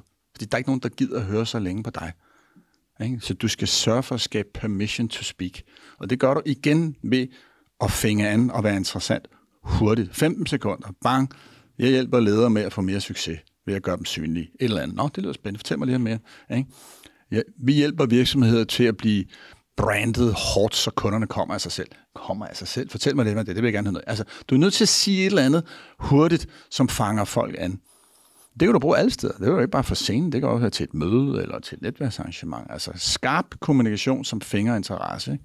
Eller når du skriver teksten på en hjemmeside, hvis du copywriter nogen forstand, hvis du prøver at lave et LinkedIn-post, eller hvis du skal lave en biologipræsentation i din 3.G gymnasieklasse. Præcis. Jamen, du har forstået. Der er ikke mange steder, man ikke kan bruge det her. Og jeg kan jo se med en vis tilfredsstillelse, at min datter på 17 og snart 17, og min endnu der yngre på 13, de er jo begyndt at lave rigtig mange præstationer i skolen. Og det er jo skæg at påvirke dem lidt. Så de lige pludselig bliver lidt mere modige og rejser sig i stedet for bare at læse op og bruge nogle andre virkemidler. Ikke? Bruger et citat. Hold da op. Bruger et postulat. Bruger et flot billede. Fortæller en historie. Wow, så får du altså 12-taller. Lige pludselig. Ikke? Det er jo meget skæg. Så det her kan bruges alle steder. Hos ledere, hos iværksættere, hos eksperter, hos sælgere. Jeg træner rigtig mange salgsledere, som jo både skal kunne motivere, drive og tiltrække deres team, men de skal også selv kunne sælge. Og det at stå på en scene er jo en af de mest effektive måder at sælge på. Hvor forestil dig, at du står til et netværk, og der sidder 50 marketingchefer til det her netværksmøde, og man sælger en marketingudstyr. Potentielt beslutningstager. Hvor mange telefonsalg og e-mails og gange skal man ned i sin bil og køre ud for at ramme 50 potentielt beslutningstager? Ikke? Nu har du dem alle sammen på én gang i en sal. Nu kan du bare levere. Du sparer oceaner af tid og penge på at tage en scene og levere med gennemslagskraft. Med fuld opmærksomhed og udelukkende fokus på dig, og mange gange, når man tager til sådan en præsentation, så slukker man jo lige telefonen, hvis man er et ordentligt publikum, eller ligesom at tage biografen, at du har fuld fokus på det her. Det har du, og din kommunikation lyder bedre, når du rejser dig fra scenen, end hvis du sidder ude til et møde, hvor du sidder ned. Det bliver mere dynamisk, der bliver mere slagkraft. Og så også et sammenspil imellem publikum. Du kan se, at der er andre mennesker, der er interesseret. Så ved du også, at der er noget social proof, der er sådan, okay, han sidder og tager noter, han har allerede skrevet ind i sin kalender, at han skal til at snakke med ham, eller det er allerede hans kunde, du ved. Sådan, der er allerede sådan en, okay, sindssygt nok. Du ved, man bliver helt engageret i det. Ja. Måske har I også bemærket det her med, at I har siddet ude til et foredrag eller en præstation, og så er der en eller anden på scenen, der siger et eller andet, som I synes, eller han viser måske en slide med et billede, eller en punchline. Hvad gør folk så? Tager billeder. Er det ikke sjovt? Ja. Og hvad gør de med det billede? Jeg kigger aldrig på det igen. Ej, hold op. Hvad gør de med det billede? Deler det. Hvorhen? Sociale medier. Lige præcis. Så hvor mange ser det nu? Hele deres netværk. Netop. Så nu er der de der 50 mennesker i salen, eller 100 mennesker i salen, plus de 8 mennesker, der tog billedet, og har delt det. Deres 15.000 collective følgere. Det er ret mange. Det er ret mange visninger. Det er ret meget awareness, du får. Right? Ja. Men det er rigtigt, der er sikkert nogen, der tager et billede, og så glemmer det aldrig igen. Men der er nogen af dem, der... Men du har selvfølgelig meget typen. Det ser godt ud. Super. Men så tager man lige 10 billeder, og så er der en, der man bruger. Men det ene, man bruger, er jo så også så meget værdifuldt. Ja. Fordi at det er så måske lidt en pointe, man huskede bedst. Men igen, jeg deler jo ikke ting... det kan godt være, at jeg tager billeder af gode pointer til præsentationer, men jeg deler jo kun dem, jeg husker i hovedet. Og det vil sige, at hvis de har præsenteret det godt, og jeg husker 3 pointer, så laver jeg 3 forskellige posts. Og der tror jeg også, det handler lidt om, hvor lang tid du husker dem. Fordi det kan godt være, at du sidder derinde og så, kæft mand, det var 3 mega gode pointer. Men hvis de ikke er blevet fanget rigtigt, eller blevet gentaget, ligesom du selv nævner, så går der jo ikke 2 dage, før jeg kun kan huske en af dem. Og så er det så den ene, jeg deler. Men hvis du har fanget mig på en måde, hvor jeg har delt det med min sidemand, og han lige minder mig om, sådan, kan du huske, hvad han sagde, det var fandme genialt. Eller at jeg skrev det ned som en påmindelse, at jeg skulle huske at tjekke op på det her. Ja. Så igen husker jeg det endnu mere. Ja. Så sådan, og der ligger jo en indbygget marketing-accelerator i det. Ikke? Nu, jeg ved at se de der Inviso-drenge, de holdt sgu et foredrag hernede i VL-gruppen. Kæft, mand. Tjek dem lige ud. De kan sgu noget om online branding. Tjek dem lige ud. De var sgu unge fyre, de har fandme styr på deres shit. Bum, op på LinkedIn. Ikke? Jeg har 7.000 følgere på LinkedIn. Jeg vil bare sige, at der er 500 af dem, der ser det. Ikke? Det er nok mange i virkeligheden. Et eller andet. Jeg kommer an på, hvor godt det er skrevet. Igen. Det kan hjælpe med. Men you get the picture. Ikke? Så er lige pludselig 500 mennesker, der får jeres navn vist på min LinkedIn vel at mærke i en positiv setting. Det er ret god markedsføring. Ja, det er social proof. Det er social proof. Og Obsidian AS, de gør det her sindssygt godt. Ja, hvem?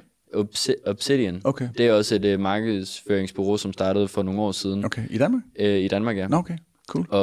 Og de har det, der hedder Marketing Bio, hvor folk betaler 100-400 kroner om at komme med, men det er hovedsageligt bare lige for at dække omkostninger. Du ved, de tjener 0 kroner på det. Og det sjovt, at de præsenterede faktisk deres økonomiske belæg for at holde det her præsentation, og den gik i 0 eller i minus. Ja. Men de præsenterer kontinuerligt igennem hele landet, i Odense, i København, i Aarhus. Ja. Og jeg er 100% sikker på, at de drager sindssygt mange kunder ind på det. Ja. Også fordi de trækker jo andre folk ind, som enten er deres kunder, eller kunne være kunder, som så præsenterer. De får et fedt navn, men samtidig så alt deres belæg bliver jo også prejlet på Obsidian. Det er dem, der holder eventet. Ja, nej. Og når man sidder med et publikum på 400 mennesker inde i en biografsal midt i København, og sådan, okay, alle de her mennesker, de har betalt 300 kroner for at komme ind og se jer. Man får sådan en idé om, at Obsidian, I fatter, hvad der foregår. Nå, det er fuldstændig, jeg har jo også, ligesom sidder her med mig nu, jeg har jo også Men's Mastery, hvor jeg hver måned har en gæstespeaker inde. Nu nævnte jeg Eskild Ebbesen før, jeg har også Jens the Beast, eller Jim Latrache, eller alle mulige andre inde, og der kommer alle mulige flere, ikke? Og taler. Her i næste måned, den 18. maj, der kommer... Ser du Jim Latrache? Ja. Og han kommer også næste uge. Kommer han her? Ja. Det er hyggeligt, hys. Ja, det er mine gode venner. Og så næste her den 18. maj har jeg Henning Jensen, ham der har skrevet den her bog om kvantelivet.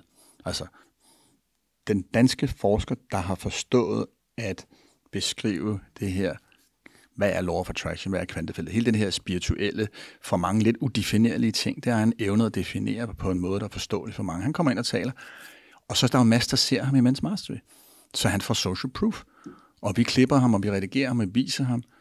Så det er jo godt for mig, det er godt for ham, det er godt for mit publikum. Det er en meget fin forretningsmodel. Der er no losers i den her. Det er en win-win-win hele vejen rundt, ikke?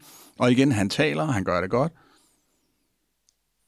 Nå. Og det prøver også gøre det af på dig. Og det gør det da, selvfølgelig gør det. Så der er ikke nogen tvivl om, men vi kan jo egentlig bare sige det, nu kalder jeg det public speaking. Vi kunne jo egentlig bare kalde det god kommunikation. For det er jo det er. Og det er jo at kunne tale på en måde, hvis du afsender kommunikation. God kommunikation er også at lytte, det skal vi jo ikke glemme. Men i den her kontekst, at kunne levere dine budskaber på en måde, så folk forstår det. Det er det første. Og det må vi ikke tage for givet. Og vi har allerede talt om less is more, og keep it simple, og husk, det handler ikke om dig. Og det glemmer mange mennesker. Ikke? Hvis du husker det, så er der en god chance for, at folk forstår din bud. Og du husker at tale i et simpelt sprog, og ikke give for meget. Og levere det mange gange på forskellige måder, og få publikum involveret, så de får følelser med i det. Få skabt nogle følelser. Folk husker følelser. Ikke? Emotion plus information equals long-term memory, som Jim Quick siger. Prøv lige at se den igen. Ja. Emotion plus information equals long-term memory. Så følelser koblet på information gør, at folk husker det. Det er meget, meget vigtigt det her. Og tænk på, hvor mange formidlere, der glemmer at lægge følelser i det, de laver. De står bare og lirer information af. Det fiser lige ind og ud, ikke? Hvis du kobler følelser på, og det kan du gøre på mange måder, det kan du gøre igennem storytelling, det kan du gøre igennem den måde, du bruger din stemme på. Det kan du gøre ved at involvere publikum, du kan gøre ved at vise stærke billeder. Kan I se, hvordan et stærkt billede kan vække følelser? Bare det, du kan tale og lave billeder ind i hovedet på folk. Du kan tale på en måde, der skaber. Da jeg fortalte en historie om Nelson Mandela, der stod nede i den udslugte vulkan i Sydafrika, der fik I et billede. I fik et billede ind i jeres hoved. Det skaber en følelse, som gør, at I husker den historie bedre. Altså, historie er en af de mest... Man siger, der er forskellige forskning på det her, men storytelling husker folk imellem 7 og helt op til 20 gange bedre, end hvis du bare leverer hardcore facts. Prøv at tykke på den.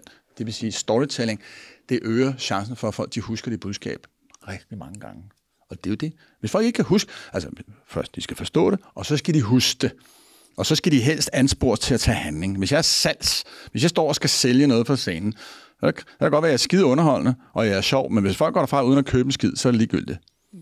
Ja. Hvis jeg vil gerne tiltrække nogle potentielle medarbejdere, så er det vigtigt, at jeg taler, så de forstår det, at de husker det, og at de lige husker at sende mig en jobansøgning. Right? Vi skal huske på, at vi står aldrig deroppe bare for at underholde og inspirere. Vi står, fordi vi skal have en eller anden CTA, call to action. Og det spiller jo egentlig, altså alt hvad du lige har nævnt, spiller super godt ind i præcis hvad vi laver. Fordi vi tager jo kun eksperter ind, som har en masse viden, men ikke nødvendigvis lige forstår, hvordan man skal formulere det her, så der er nogen, der gider at høre på det. Så hele storytelling-delen og det der med emotion plus information equals value, var det ikke? Eller long-term memory. Long-term memory. Ja, men value, same. Ja, det er basically det samme, som vi gør, fordi vi har jo også en trepunktsopbygning. Et hook, nu giver jeg det væk til vores potentielle kunder, men det går nok. Det er stadig et ret simpelt formular, som vi egentlig arbejder med, og det er vores evne til at lave et godt hook, fordi vi forstår de sociale medieplatforme, samlet med noget build-up, som vi kalder det, og det er den her storytelling. Hvorfor er det, at vi hører på det her? Er det spændende? Er det emotionelt? Er det en fortælling om dig? Eller er det give et eksempel? Eller noget, der drager folk ind i historien? Og så til sidst værdien. Hvad er det, som du har erfaring, som du kan levere i den her video, som vi jo ikke ved noget som helst om? Vi hjælper dig bare med at formulere din værdifulde information efter et godt hook og en build-up, som giver mening, og så kommer du med din værdi. Så i realiteten så faciliterer vi bare, at der er nogen, der gider at høre på din viden, fordi vi har den jo ikke. Vi er ikke eksperterne.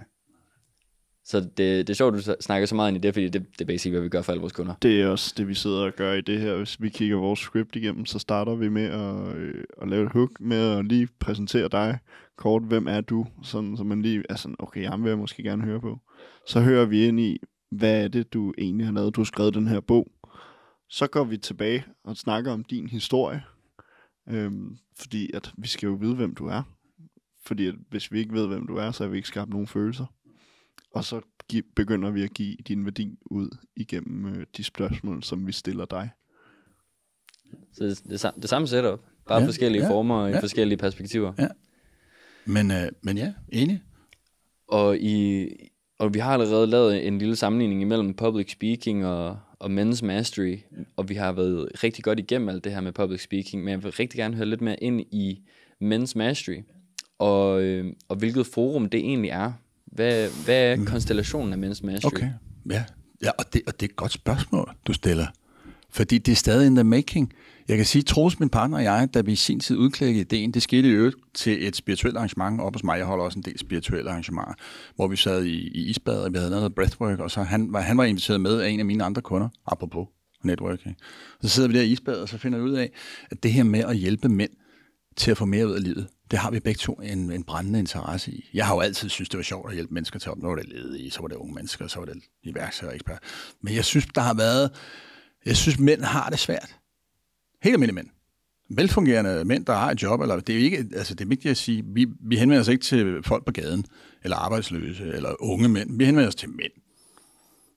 Altså der er nogle af dem, der kommer, de kommer i Porsche og i store Ferrari, og nogle kommer i bussen, og nogle kommer gående.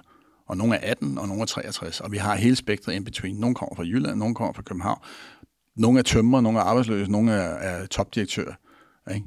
Altså, det er helt blandet publikum, vi har, men det troede vi ikke i starten. I starten, der troede vi lidt, at vi ville få sådan nogle lidt sørgelige typer, som har det ekstraordinært svært. Det har det vist sig, det har vi slet ikke. Altså, det er helt almindelige, velfungerende mennesker, som bare har et behov for at blive lidt bedre til at kommunikere, eller har et behov for at blive lidt skarpere på retning i livet, eller måske lige har lidt udfordring med nogle afhængigheder, eller et eller andet med nogle forståelse af økonomi, eller gerne vil blive lidt bedre til kvinder, eller bare mangler et netværk. Sandheden er jo, at hele den her tendens, vi har set, der er blevet voldsomt accelereret over de senere år, og som kommer fra gode steder, MeToo og feminisme. Altså hvis du havde spurgt mig for 15 år siden, så havde jeg jo sagt, at jeg var feminist. Også for 10 år siden, det er jeg ikke længere. Jeg synes, at det er et helt forkert sted i dag. Altså det her har udviklet sig til at blive noget uheldigt. Sådan noget ekstrem feminisme og wokeisme i dag. Hvad fanden er det for noget, ikke? Altså toxic masculinity, det er sådan nogle begreber, man går og indfører, ikke? Hold dog kæft. Der er sgu ikke noget, der hedder toxic masculinity. Luk røven. Der er noget, der hedder toxic human beings. Og nogle af dem er masculine, og nogle af dem er feminine. Men lad være med at gå og forsøge at skabe et begreb, som om, at der er noget iboende gift i mænd, fordi de producerer testosteron. Luk røven, undskyld mit sprog. Testosteron, det er fuldstændig afgørende vigtigt. Det er det, der gør, at mænd er mænd, og det er det, der gør, at de skaber resultater og får skabt verden. Altså hele verden er skabt af mænd. Sorry to say. Ikke? Altså det er det der iboende, giftige stof, der testosteron. Det er det, der sætter hele verden i gang. Så jeg skulle ikke komme til mig, det er toxic. At der er 400 forskellige køn. Og at i dag, der skal du også tiltale mig som en she, og i morgen der vil jeg gerne være en guldspand. Og når jeg går i seng i morgen aften, så er jeg en guldrød. Prøv at høre, det er fint med dig, og det kan du gøre lige så tost du vil. Og det skal jeg nok respektere. Du skal bare ikke fortælle mig, hvordan jeg skal tale. Og det, altså hele det her wokeisme og ekstremfeminisme er jo stukket af. Og det har været med til at forvirre mange mænd. Ikke? og skabe grøftegravning. Så mænd og kvinder er jo længere fra hinanden i dag, end de nogensinde har været, og der er jo mange, mange flere ensomme kvinder og mænd. Ikke? Kvinder, der går derhjemme med deres kat, ikke? Og så bliver det deres livspartner. De finder aldrig en mand, og mange mænd, der ender ensomme, ikke? Og ender med at drikke sig ihjel. Og når du spørger mænd direkte, så er der jo færre mænd end kvinder, der fortæller, at de er ensomme, eller at de har psykiske udfordringer. Der er færre mænd, men sandheden er jo bare, at de lyver for sig selv. Rigtig mange mænd lyver for sig selv. De er ikke ærlige. Og det er ret ærgerligt. Altså, der er jo 3 gange så mange mænd, der er ensomme. Viser statistikken. Der er 3 gange så mange mænd, der begår selvmord. Der er 3 gange så mange hjemløse. Der er 3 gange så mange mænd, der tager drugs, end der er kvinder. Så der er et eller andet her, der ikke rigtig stemmer. Når man spørger mænd, så siger det noget andet. Og det vidner jo om, at der mangler et forum, hvor mænd kan få lov at formulere sig åbent og ærligt, og sænke skjoldet og være sårbare. Og det er det, vi har skabt med Mænds Mastery. Og det er altså både for topdirektøren og for den arbejdsløse. Er I med på den? Det er ikke den hjemløse, fordi det koster alligevel lidt at være med, så der er nødt til at være en eller anden form for drift i det her. Det koster nogle ting. Det er et ret professionelt job, vi laver. Men vi har samtlige samfundslag og discipliner og industrier repræsenteret, og indkomstlag og geografisk er samlet Mænds Mastery. Og det er virkelig det, der gør det skideskæg. Det er så sammensat. Nu siger du, at det handler meget om det her med at kunne være sårbar i et miljø sammen med andre mænd. Ja, lige præcis. Hvordan faciliterer I det? Ja, altså lad mig starte med lige at sige, at det er jo interessant at se, at man skulle mene, at man kunne være åben, ærlig og sårbar med sine gamle venner og familie, ikke? Det kan man ikke. Det viser sandheden, desværre. Der har vi det med at falde i nogle roller, tage nogle masker på, og nogle mønstre og nogle vaner. Men Theodor, det er ham den sjove, ikke? Og Sebastian, det er ham den stærke, og Thomas, det er ham den underlige. Nej? Og så falder vi i de der roller og tager de der masker på. Er det rigtigt? Og det betyder, at vi fortæller sgu ikke vores gamle venner, jeg har sgu lidt svært. Jeg har lidt rejsningsproblemer, eller det går ikke så godt med økonomien, eller... Altså det gør vi ikke. Vi holder masken, vi holder facaden. Og der kan det nogle gange være godt at komme hen et sted, hvor man starter frisk. Ikke? Vi renser tavlen. Her kan jeg være ærlig. Her kan jeg starte på en frisk. Der er ikke nogen forventninger. Jeg falder ikke i et mønster eller en vane, eller tager en maske på. Der er ikke nogen, der kender mig. Jeg kan bare sænke skjoldet og være ærlig og sårbar og fortælle om de problemer, jeg har. Tænk engang, at det er sådan. Men sådan er det. Og det er en af grundene til, at vi har skabt Mænds Mastery. Det er, at vi vil gerne skabe et sted, hvor mænd rent faktisk kan komme og tale om de ting, de ikke kan tale om andre steder.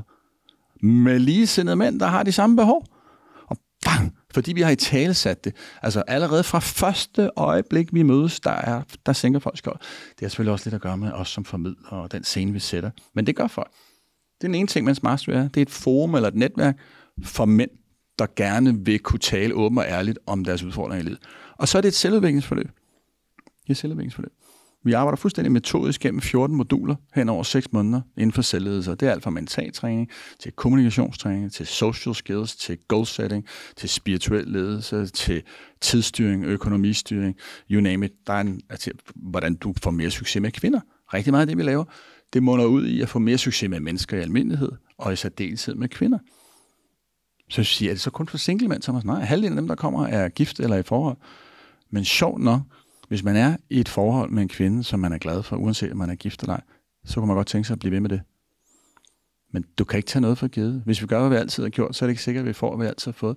Så du er sgu nødt til at slibe saven og hele tiden udvikle dig, hvis du vil holde fast. Mange mænd vil gerne holde fast i deres kvinde. Jamen, så må du gøre en indsats. Så må du så få udviklet dig og dygtiggøre dig. Okay, det er noget af det, vi gør. Nogle vil gerne have en kvinde. De har ingen kvinde. Okay, jamen så hjælper vi dig med det. Nogle vil gerne have måske et nyt niveau af kvinder. De vil måske gerne have flere kvinder, eller måske vil de gerne finde deres drømmekvinde, eller måske synes de ikke helt, at de får den type kvinde, de gerne vil have. Jamen så hjælper vi dig til at blive bedre med kommunikation, med dine sociale kompetencer. Men alt det her hviler jo på selvforståelse og selvværd, kan I se det? Mm. Ja, det er helt tilbage til på den personlige selvudvikling. Det hele starter der. Vi klæder de her mænd på, så de forstår sig selv, så de får et fuldstændig rodfæstet selvværd, ikke? At de kan sætte sig selv i spil. Fordi det er ikke noget at hive alle mulige scoreteknikker, og det er ikke et scorekurs, det her. Kan I se? Man hælder alle mulige scoreteknikker ned over en person, som overhovedet ikke hviler sig selv. Det fungerer ikke. Det er i hvert fald ikke vedvarende. Altså, det er jo sådan en, okay, fint, du formåede at tage i byen og få noget ud af det, i at du tog en pige med hjem, men du kan jo aldrig vedligeholde et forhold, eller blive gift, eller få børn, og alt det her andet noget. Så det lyder jo som om, at man skældsætter imellem at kunne få flere kvinder, eller det bedre kvinder, eller alt andet. Og i stedet for at fokusere på at blive den mand, der rent faktisk er bedre mennesker, kvinder, whatever, værd.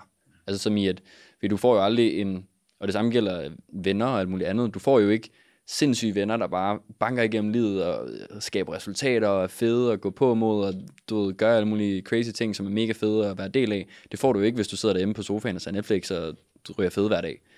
Så sådan, det lyder som om, at det er mere at bygge en person, der er værdig af bedre omstændigheder frem for andet. Lyder det rigtigt? Nej, det lyder meget rigtigt. Altså det her, det handler om at skabe eller genskabe den stærke mand. I sådan en opdateret 2024 version. Ikke i sådan en klassisk gammel 1950 version, hvor konen fik et farflade, hvis hun ikke opfører sig ordentligt. Det er ikke der, vi er. Men vi er i den respektfulde, stærke mand, der evner at sætte sig mål, og som kan kommunikere sin retning, som kan sige fra, som kan sætte grænser, som ved, hvad han vil. Og nu skal vi høre en sjov sandhed. Det kan godt være, at vogisterne siger noget andet, men sandheden er, at langt de fleste kvinder vil gerne have en stærk mand, der ved, hvad han vil, og som kan sige fra, og som kan kommunikere sine værdier, og som kan sætte foden ned, og som kan tage initiativ og skabe handling, og holde døren og byde kvinden op. Det er det, de fleste kvinder gerne vil have. Det er de færreste kvinder, der vil have sådan en lille svag beta-mand, som sidder derovre og fuldstændig skram på videre sans. Plukker sin øjenbryn hver morgen. Det er det bare. Alright? Hørt. Og det er det, vi gerne vil give noget modvægt til. Fordi langt de fleste mænd er forvirrede. De siger, gud, er det det? Er jeg toxic? Og er det det, de gerne vil? Nej, det er ikke det, de gerne vil have. De vil gerne have det her, så lad os lige arbejde med det. Meget af det ved de godt, det er iboende. Det skal lige reaktiveres. Forstærkes lidt. Så vi arbejder med deres selvforståelse, vi arbejder med deres selvværd, vi arbejder med deres selvrespekt, vi arbejder med deres sociale kompetencer, med deres kommunikative færdighed, vi arbejder med alle deres snitflader op mod kvinder, uanset om de er i et forhold, eller gerne vil være i et forhold, eller de bare gerne... Altså, nogle mænd er jo dødsensangst for at... Nogle mænd tør jo ikke at gå for deres kæreste eller kone. De er ikke lykkelige. De lever i middelmådighed, eller et lorteforhold, eller noget, der er gået leverpostej i. De tør ikke at gå, fordi de er bange for, at de ikke kan få noget andet. Au. Kan I se det? Det er sgu da ret ærligt, ikke? Nogle vil gerne forblive i deres forhold. Det samme gælder venner for den sags skyld, at man ikke tør at gå uden for vennegruppen eller den nye relationer, fordi at sådan, jeg er egentlig meget tilfreds med de venner, jeg har, men jeg kan ikke rigtig komme videre, fordi at, det er comfort zone. Ja, det er comfort zone, ikke? Og så, ikke? Lad nu være med alt det der selvudvikling til. Bliv nu her, ikke? Lad os drikke nogle bar, spille noget billard, ikke? Det er nemmere. Det er meget nemmere, ikke? Nå, så bliver jeg der, ikke? Jeg så sådan en rigtig interessant video for ikke så lang tid siden, hvor der er sådan 2 pinde og en elastik, der kører imellem dem. Og når du så begynder at gøre det bedre, så trækker du den her elastik op i midten. Og der er jo hele tiden noget, der trækker dig ned igen. Ligesom at hvis du kommer nedad, så er der også noget, der trækker dig op igen til din standard. Så den eneste måde, du ligesom kan komme ud af den kasse, som det jo et eller andet sted er, det er at ændre dit synspunkt på, hvad sandheden er. Altså du skal ændre dit mindset, du skal ændre din forståelse på, hvor du står henne. Hvilket er at rykke elastikken længere op, for så igen at udfordre dig selv. Ja, det er et godt begreb, standard. Og en del af standard, det er jo de mennesker, du omgås. Du bliver som de mennesker, du omgås mest. Og det har vi hørt. Men der er meget sandhed i det her. Rigtig meget sandhed. Vi bliver i den grad påvirket af de mennesker, vi omgås mest. Ikke? Du bliver tyk af dine venner. Hvis du har tykke venner, bliver du tyk. Hvis du har glade venner, bliver du glad. Du har venner, der ryger, så ryger du. Hvis du har venner, der gerne vil udvikle sig selv, så, lige præcis. Så udvikler man sig lige selv. Præcis. Så derfor, hvis du gerne vil udvikle dig som mand, så meld dig ind i et netværk, hvor man arbejder med udvikling. Jeg tror, Warren Buffett sagde, at du tjener et sted mellem 1 til 5.000 kroner mere eller mindre end de 5 mennesker, du mødes med. Eller dem, du bruger det meste af din tid med. Ja, interessant. Det er virkelig interessant. Ikke? Så hvis du gerne vil være rent økonomisk. Ja, det er din, altså igen, tilbage til bevidsthed, og hvad det er, du gerne vil med livet. Hvis du gerne vil være rig, så omgås rige mennesker, så er der altid sådan, prøv at høre, Thomas, det der med at tjene mange penge med rig, det er jo ikke nødvendigvis definition på lykke. Så siger nej, det er det ikke. Men det er heller ikke nødvendigvis sådan, at man bliver lykkelig at være fattig. Det gør i hvert fald, der er mange almene aspekter i ens liv, der bliver meget sværere af at ikke at have penge til for enden af vejen. Og det snakker Morten også om i en tidligere episode, at du overkommer rigtig mange problemer af at lige få penge nok til, at du ikke bekymrer dig om det. Lige snart du ikke bekymrer dig om det længere, så er det næsten ligegyldigt, hvor meget. Altså, du får du ikke mere lykke ud af at have 20 millioner, i stedet for at have 1 million. Og det sker ikke. Lige så snart du stopper med at bekymre dig, så bliver der sådan frigivet energi i dig. Ja. Ja, det er altså mit eget take på det her med penge og økonomi, og jeg har flere, men et af dem er, at penge i sig selv giver ikke lykke, men hvis du har de rigtige værdier, så kan det give lykke. Altså prøv at forestille dig en person med rigtig rådne værdier, som du giver rigtig mange penge. Kan I godt se, hvordan det kan gå helt galt? Ja, sådan kokerprostitueret, så er det ikke, fordi du bliver glad over. Nej, ja. Måske meget kort sagt, ikke? Man kan I se det? Altså rigtig dårlige værdier, rigtig mange penge. Au. Jamen det er jo, hvis du tænker på sådan nogen, som vinder i Eurojackpot eller sådan. De fleste af dem, de går på røven igen inden for 1 år. Fordi de bare bruger dem. Og det handler om, hvordan man bygger det op, og hvordan man får de her værdier til at være vedvarende. Og jeg tænker også, det er meget af det, I bruger tid på i Men's Mastery. Absolut, vi taler rigtig meget værdier. Vi taler rigtig meget mål og retning. Vi taler rigtig meget bevidsthed. Altså, for mig, jeg er ikke dommer. Jeg er egentlig i bund og grund ret ligeglad, hvad folk vil og hvor de skal hen. De skal bare præsenteres for en lang række muligheder og værktøjer, og så skal de være bevidste om deres valg. Hvis du har lyst til det der, så er det det, du skal, så længe du er bevidst om det. Problemet og sandheden er jo, at rigtig mange mennesker, de er ubevidste. De lever livet lidt på autopilot, eller lidt som bagsædepassagerer. Der er jo andre mennesker, ikke? Dem der nede i Bruxelles, eller Mette Frederiksen, eller dem der inde på Borgen, eller kommunen, eller din chef, eller din ekskone. Der er nogle andre, der bestemmer over dit liv. Og dagene skal jo nok gå, og du skal jo nok kunne leve livet igennem, uden selv at bestemme, ikke? Ved at være reaktiv. Problemet er, at det er ikke dig selv, der bestemmer, hvilken retning. Vil du ikke hellere sidde ved førersædet, bag rattet i dit liv? Men det kræver bevidsthed. Det kræver selvledelse, det kræver bevidsthed og forståelse, det kræver en idé om nogle værdier, og den retning, du gerne vil i, og så nogle successtrategier til, hvordan du lukker hullet mellem, hvor du er og hvor du gerne vil hen. Det er alt det, vi arbejder med i Men's Mastery. Og jeg havde egentlig et spørgsmål i den relation, fordi at en af de dilemmaer, som jeg havde, eller i hvert fald har haft, det har været det her koncept med, det er i forhold til Men's Mastery og ens selvbillede og alt muligt andet, at det ikke er okay at have det hårdt. Og til at starte med, så var det sådan, at der er nogen, der har det hårdere, eller det har været hårdere i mit eget liv, så derfor så kan jeg ikke bruge mig nu. Men også den her mentalitet om, at der er folk, der dør i Afrika og alt muligt andet. Og det gjorde ligesom, at jeg stoppede mig selv fra at kunne, eller tillade mig selv at føle, jeg har det hårdt lige nu. Hvad tror du er en af de største barrierer for, at man rent faktisk erkender, som mand eller som kvinde for den sags skyld, at man har det hårdt? Kæft, det er et godt spørgsmål. Det har jeg aldrig fået før. Hvad skal der til for, at du erkender, at du har det hårdt? Altså, okay, wow. Altså, for det første tror jeg jo ikke på sammenligninger. Det tror jeg er vigtigt. Altså, sammenligning er noget lort. Ikke? Altså, uanset i hvilken kontekst vi snakker. Jeg plejer at sige, altså, comparison is a joy killer. Ikke? Man kan altid finde nogen, der har det bedre end en. Er vi enige? Og være. Og være. Så pas på med at sammenligne dig for meget. Hvordan skal jeg gribe det her svar an? Altså, jeg synes jo i bund og grund, at hvis du arbejder metodisk med dit lederskab og forstår, at det her med at prioritere og sætte tid af til at kigge ind af, hvis du får sat det i system, så begynder du at have en større selvforståelse. Og så kan det være, at du finder ud af, at du har det godt, eller du har det mindre godt, og så må du blive bevidst om, hvad du vil derfra. Jeg tror jo, og det kan man så synes er en god nyhed eller en dårlig nyhed, men jeg tror jo, at selvudvikling, det er en livslang disciplin. Det stopper aldrig. Det stopper aldrig. Og det er jo godt, at du siger, prøv Thomas, det er da ikke særlig fedt, og man skal også huske at slappe af og chille, og være in the center and the now, og den spirituelle tilgang, som jeg arbejder meget med. Men det er da fuldstændig rigtigt. Så bare på, hvordan er du nået dertil? Det er du godt ved at investere dig selv og dygtiggøre, ikke? Og hvis du gør, hvad du... Og det er jo et andet mantra, jeg siger ofte, ikke? Hvis du gør, hvad du altid har gjort, så kan du ikke regne med at få, hvad du altid har fået. Og det er sådan noget, mange går og siger. Det er sådan nogle coaches, de går og siger, hvis du gør, hvad du altid har fået, så får du, hvad du altid har gjort. I bedste fald. Du kan ikke regne med det. Fordi du lever ikke på en ø, vel? Hvis du levede på en ø og gjorde, hvad du altid har gjort, så kunne du måske regne med at få, hvad du altid har fået. Men fordi vi lever i et samfund, hvor vi hele tiden benchmarker og bliver i konkurrence med alle mulige andre om alting. Og der sker udvikling. Hvis I bliver ved med at gøre, hvad I altid har gjort, kan I så regne med at kunne tiltrække de samme kunder? Hvis jeres konkurrenter, de flytter sig og begynder på noget nyt, finder en ny teknologi eller finder en ny marketingstrategi, kan I så regne med at fastholde jeres kunder? Nej vel? Så vi kan ikke bare gøre, hvad vi altid har gjort. Vi er nødt til, for at fastholde status quo, så er vi faktisk nødt til at gøre noget nyt. Vi er nødt til at komme ud af zonen. Vi er nødt til at komme ud i ubehaget.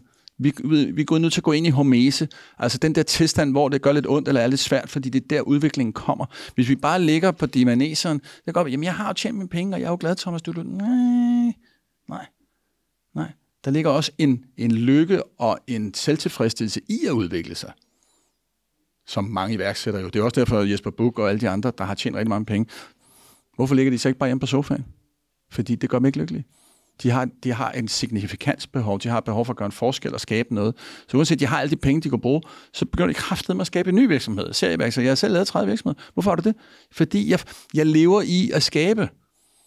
Det er ikke penge i sig selv, som du sagde før, Når man har fundet, eller Morten sagde i virkeligheden, når du har det der antal penge, så du kan dække dine basale behov, så er du sgu egentlig okay. Så er der noget andet, der driver dig. Er det ikke rigtigt? Jamen meget ofte så er det, og det siger Morten også, at det er rejsen hen til målet, som giver glæden. Og det er der mange, der siger, altså sådan, det er en klassisk, at det er rejsen derhen, som egentlig laver lykken i en eller anden forstand. Og jo mere bevidst man kan være omkring, hvad det er, der driver en derhen, fordi hvis det er 1 million kroner, hvorfor er det så? At stille spørgsmål ved det, og dykke længere ned i, er det på grund af, at du kan dele det ud til dine venner og familie? Er det fordi, at du kan være forsørger? Er det fordi, at du kan køre en bil? Er det fordi, at du kan se sej ud? Find ud af, hvad det er, der egentlig driver dig derhen, og så kan du opnå lykken tidligere i processen. Du skal ikke have den million, før du er glad. Du kan opnå rejsen ved at være sådan, måske er det bare et fedt ur, fordi så udstråler jeg noget fedt, og det koster kun 3.000 kroner for sådan en, og så kan jeg jo have det ret nice, indtil jeg tjener 1 million, eller andet. Jeg kan godt lide den der med, at man skal nyde rejsen. Og jeg tror ikke, jeg har svaret på det spørgsmål nu, men jeg tror i bund og grund, altså, det her med at føle, at man har det svært, det er okay. Det tror jeg egentlig. Altså, man skal ikke være flov over at verbalisere, at man har det svært. Og det er jo noget, det mange mænd har. Det er der sikkert også mange kvinder, der har. Men kvinder har på en eller anden måde været foran med hele det her selvudvikling. Altså, kan I huske hele den der coachingbølge, der kom i nullerne? Nej, det kan I sjovt nok ikke. Jeg var 3 år gammel. Men rigtigt, der blev uddannet, jeg ved ikke, hvor mange tusind coaches tilbage i nullerne. Og langt de fleste af dem, det var kvinder. Det blev sådan en hype. Men det var ikke fordi, at de alle sammen skulle ud og arbejde som coaches. Det var deres selvudvikling. Det var der, kvinder fra alvor trådte ind og tog hele det her selvudviklingsbølge. Det var kvinderne. Men mændene var jo ikke på samme måde med. Det er også derfor, vi i dag har mange mænd, der ikke er lige så selvudviklede som kvinder. Det er noget af det, vi gerne vil gøre en forskel på. Og det, der er vigtigt, virkelig, hvis jeg må bare lige lave den meget, meget vigtige pointe. Men's Mastery, det handler ikke om, at vi skal skabe et fjendebillede til kvinder. Tværtimod. Vi skal være med til at gøre grøften mellem mænd og kvinder mindre. Vores ypperste mål med Men's Mastery, det er, at kvinder og mænd finder sammen. Fordi vi som samfund og som mennesker er ikke tjent med, at der er den grøftegravning. Det er der ikke. Vi får ikke forplantet os, vi får ikke sat børn i verden, hvis ikke vi kan bo sammen. Folk får børn, når de bliver ældre og ældre. Der er flere og flere, der ender med at leve livet alene igennem med en kat eller en hund eller et eller andet. Ikke? Uanset køn. Det er der ikke nogen af os, der er tjent med. Vi vil gerne være med til at bringe mænd og kvinder sammen. Og det tror vi, Troels og jeg, i Men's Mastery og vores team af dygtige undervisere, det tror vi nogle gange bedst gøres ved, at vi skaber stærke, maskuline mænd, der opfører sig ordentligt, men som er autentiske og ved, hvad de vil. Fordi vi tror faktisk, at det tiltrækker kvinder. Og så har vi den vigtige polarisering, som tiltrækker modpol og trækker. Det er vigtigt. Det er det, vi laver. Og det tager lidt ind i mit næste sidste spørgsmål. Og det er, hvad er din langsigtede mål for det, du laver lige nu? Ja, det vil jeg ønske, at jeg kunne bare give dig fuldstændig. Og jeg ved også med helt sikkerhed, at om et år, så har jeg nyt. Men mit mål helt tilbage fra 96, det har været at udvikle mennesker. Og på den måde være med til at skabe en positiv forskel i samfundet. Og det vil det nok også være de næste 20 år. Eller hvor længe jeg nu bliver ved. Så kan det være, at det har været ledige, det kan være, at det har været unge, det kan være, at det har været mænd, det kan være, at det har været kvinder, det kan være, at det har været iværksættere, det kan være, at det har været ledere. Det kan være, at målgruppen skifter. Men for mig vil det altid være noget med at hjælpe nogle mennesker til større selvindsigt, større selvforståelse, større selvværd, større selvtillid, større succes i livet. Det vil altid være det, jeg arbejder med. Hvilket præcis firma, det konstellation og målgruppe, det kommer nok til at ændre sig. Det kan også være, at jeg kommer til at gøre mere i udlandet. Man kan jo sige, at når du gør det i public speaking, såvel som i Men's Mastery, så rammer du en meget bred palette af mennesker. Også i form af foredrag og en bog og online kursus. Altså sådan, det skinner igennem, og jeg tror, det ligner rigtig meget den røde tråd, der er igennem alt dit arbejde. At det er at få mennesker til at udvikle sig i en positiv retning, fra hvor de kom fra.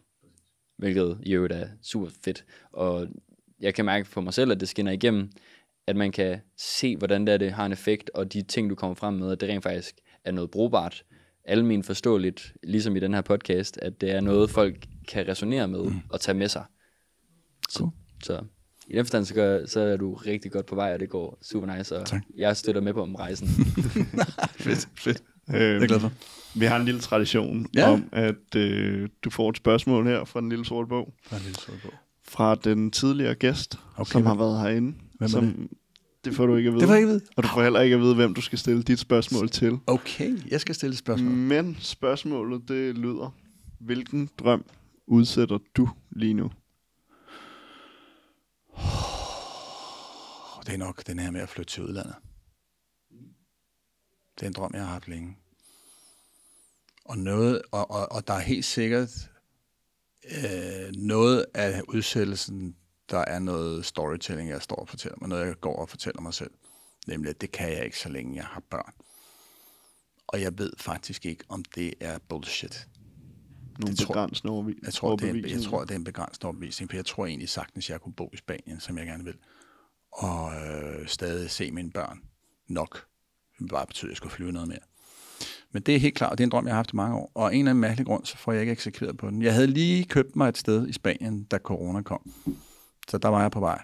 Og jeg har også været nede i Dubai og snuse, og var rigtig meget dernede. Dubai er nok ikke et sted, jeg skal bo. Men jeg kunne godt tænke mig at være der i nogle dage hver måned. Og jeg havde en kunde dernede, en stor kunde dernede, så jeg var der i stort omfang tidligere. Da corona kom, der gik min økonomi i knæ, fordi det der med forsamlingsforbud, det rimer ikke skide godt med foredrag og undervisning. Så der fik jeg en ordentlig mavepuster, og der var nødt til at sælge mit sted i Spanien, så der blev det udskudt. Og nu er jeg i gang med at bygge en ny virksomhed op, så ja, så livet har det med at overraske. Men det er nok en drøm, jeg udsætter lidt. Og du kommer også lidt ind på, hvorfor du udsætter den, at det er nogle barrierer. Jeg tænker, jeg havde en sjov historie. Måske kan den give en lille smule inspiration. Min mors kusine, Birgitte, hun er gift med Allan, og de har 2 døtre, en på 15 og en på 17. Og for et lille års tid siden, så sagde de, fuck det her. Og så flyttede de til Marbella, eller Benalmádena, det kan jeg huske, men nede på Solkysten. Hvor den 15-årige, hun startede i en eller anden spansk klasse, og et eller andet halløj for at lære noget spansk. Og den ældre datter, hun blev tjener, fordi hun var lige færdig med gymnasiet eller sådan noget. Så de har lige været dernede i sådan 8-9 måneder, og bare lige boet dernede og lejet en bil. Så det kan lade sig gøre. Ja, det kan sagtens. Og man kan tage sin familie med. Ja, men det er rigtigt. Det er fedt. Og det er formentlig bedre med, at de flytter til. De er formentlig flyttet til den nye kompleks, der ligger der, hvor jeg også har lejlighed. Præcis samme sted. Det er det sandsynligvis. Ja. Det er sådan lidt klassisk, og også virkelig flot. Altså, det er op på det der lille bjerg, der er der. Ja, lige præcis. Lidt oppe med de hvide. Ja, præcis. Det var også det, jeg købte. Det hedder Iguaron West. Prøv at spørge dem, om det er Iguaron West. Der havde jeg en lejlighed. Og ja, og de er sammen. Jeg er skilt, og det er måske lidt det, der gør det lige en snært sværere, at mine børn skal jo være hver anden uge hos deres mor. Så det vil betyde, at hvis jeg flytter til Spanien, så vil jeg skulle flyve hjem og have en lejlighed i København og være hjemme hver anden uge. Eller også så vil jeg skulle indordne mig sådan, så at jeg så dem mindre, hvilket har det svært med, for jeg elsker mine piger. Eller at jeg var 14 dage hjemme, og så 14 dage dernede. Så noget af det er begrænsende overbevisning, og noget af det er også nok der er noget reelt praktisk begrænsning. Ikke? Men lad os nu se, jeg håber, det lykkes mig. Nu har jeg fået en kæreste her. Det var noget, jeg manifesterede sidste år. Jeg vil have mig en spirituel kæreste. Det har jeg fået. Jeg tror meget på manifesteringer. Og det har jeg nu fået. En meget, meget smuk, dejlig, skøn yogini, som jo lige har været med mig på Spiritual Leadership Camp, hvor hun underviste i meditation. Så det var et af mine mål, jeg lykkedes med her. Nu er hun en del af kabalen. Og hun har en søn, som er delebarn. Så nu bliver det kun endnu sværere. Så du ved, den der drøm, altså men det er en, jeg udskyder. Pisse til en spørgsmål. Tak. For det. Du kan takke ham. Ja, og jeg håber, den bliver indfriet en dag. Også før jeg skal være pensionist. Forstår I? Det må man jo bare. Jeg kan godt tænke mig at have det før, mens jeg stadig arbejder. Jeg tror også, altså i takt med, at børnene bliver ældre, så burde det vel også blive mere muligt. Ja. Altså på et eller andet tidspunkt, når ens datter er 21, så er det jo ikke fordi, at hun render rundt i lejligheden hele tiden. Det kan være, at hun er flyttet hjemmefra, eller i hvert fald lige skal til det. Og på det tidspunkt så, om du lige er her en uge, eller om du er her hver 3. Men ja. Det er bare om at arbejde imod det. Jeg tror, at det var det, vi havde for den her omgang. Fedt. Ja. Det har været virkelig en god samtale. Det var sjovt. Super meget lærerigt og et pissefedt indblik i dig og dine bedrifter. Og så håber vi, at der er nogen derude, som har lært noget og skrevet nogle noter og gjort et eller andet spændende. Tak fordi I måtte komme. Selvfølgelig. Tak fordi du kom. Ses.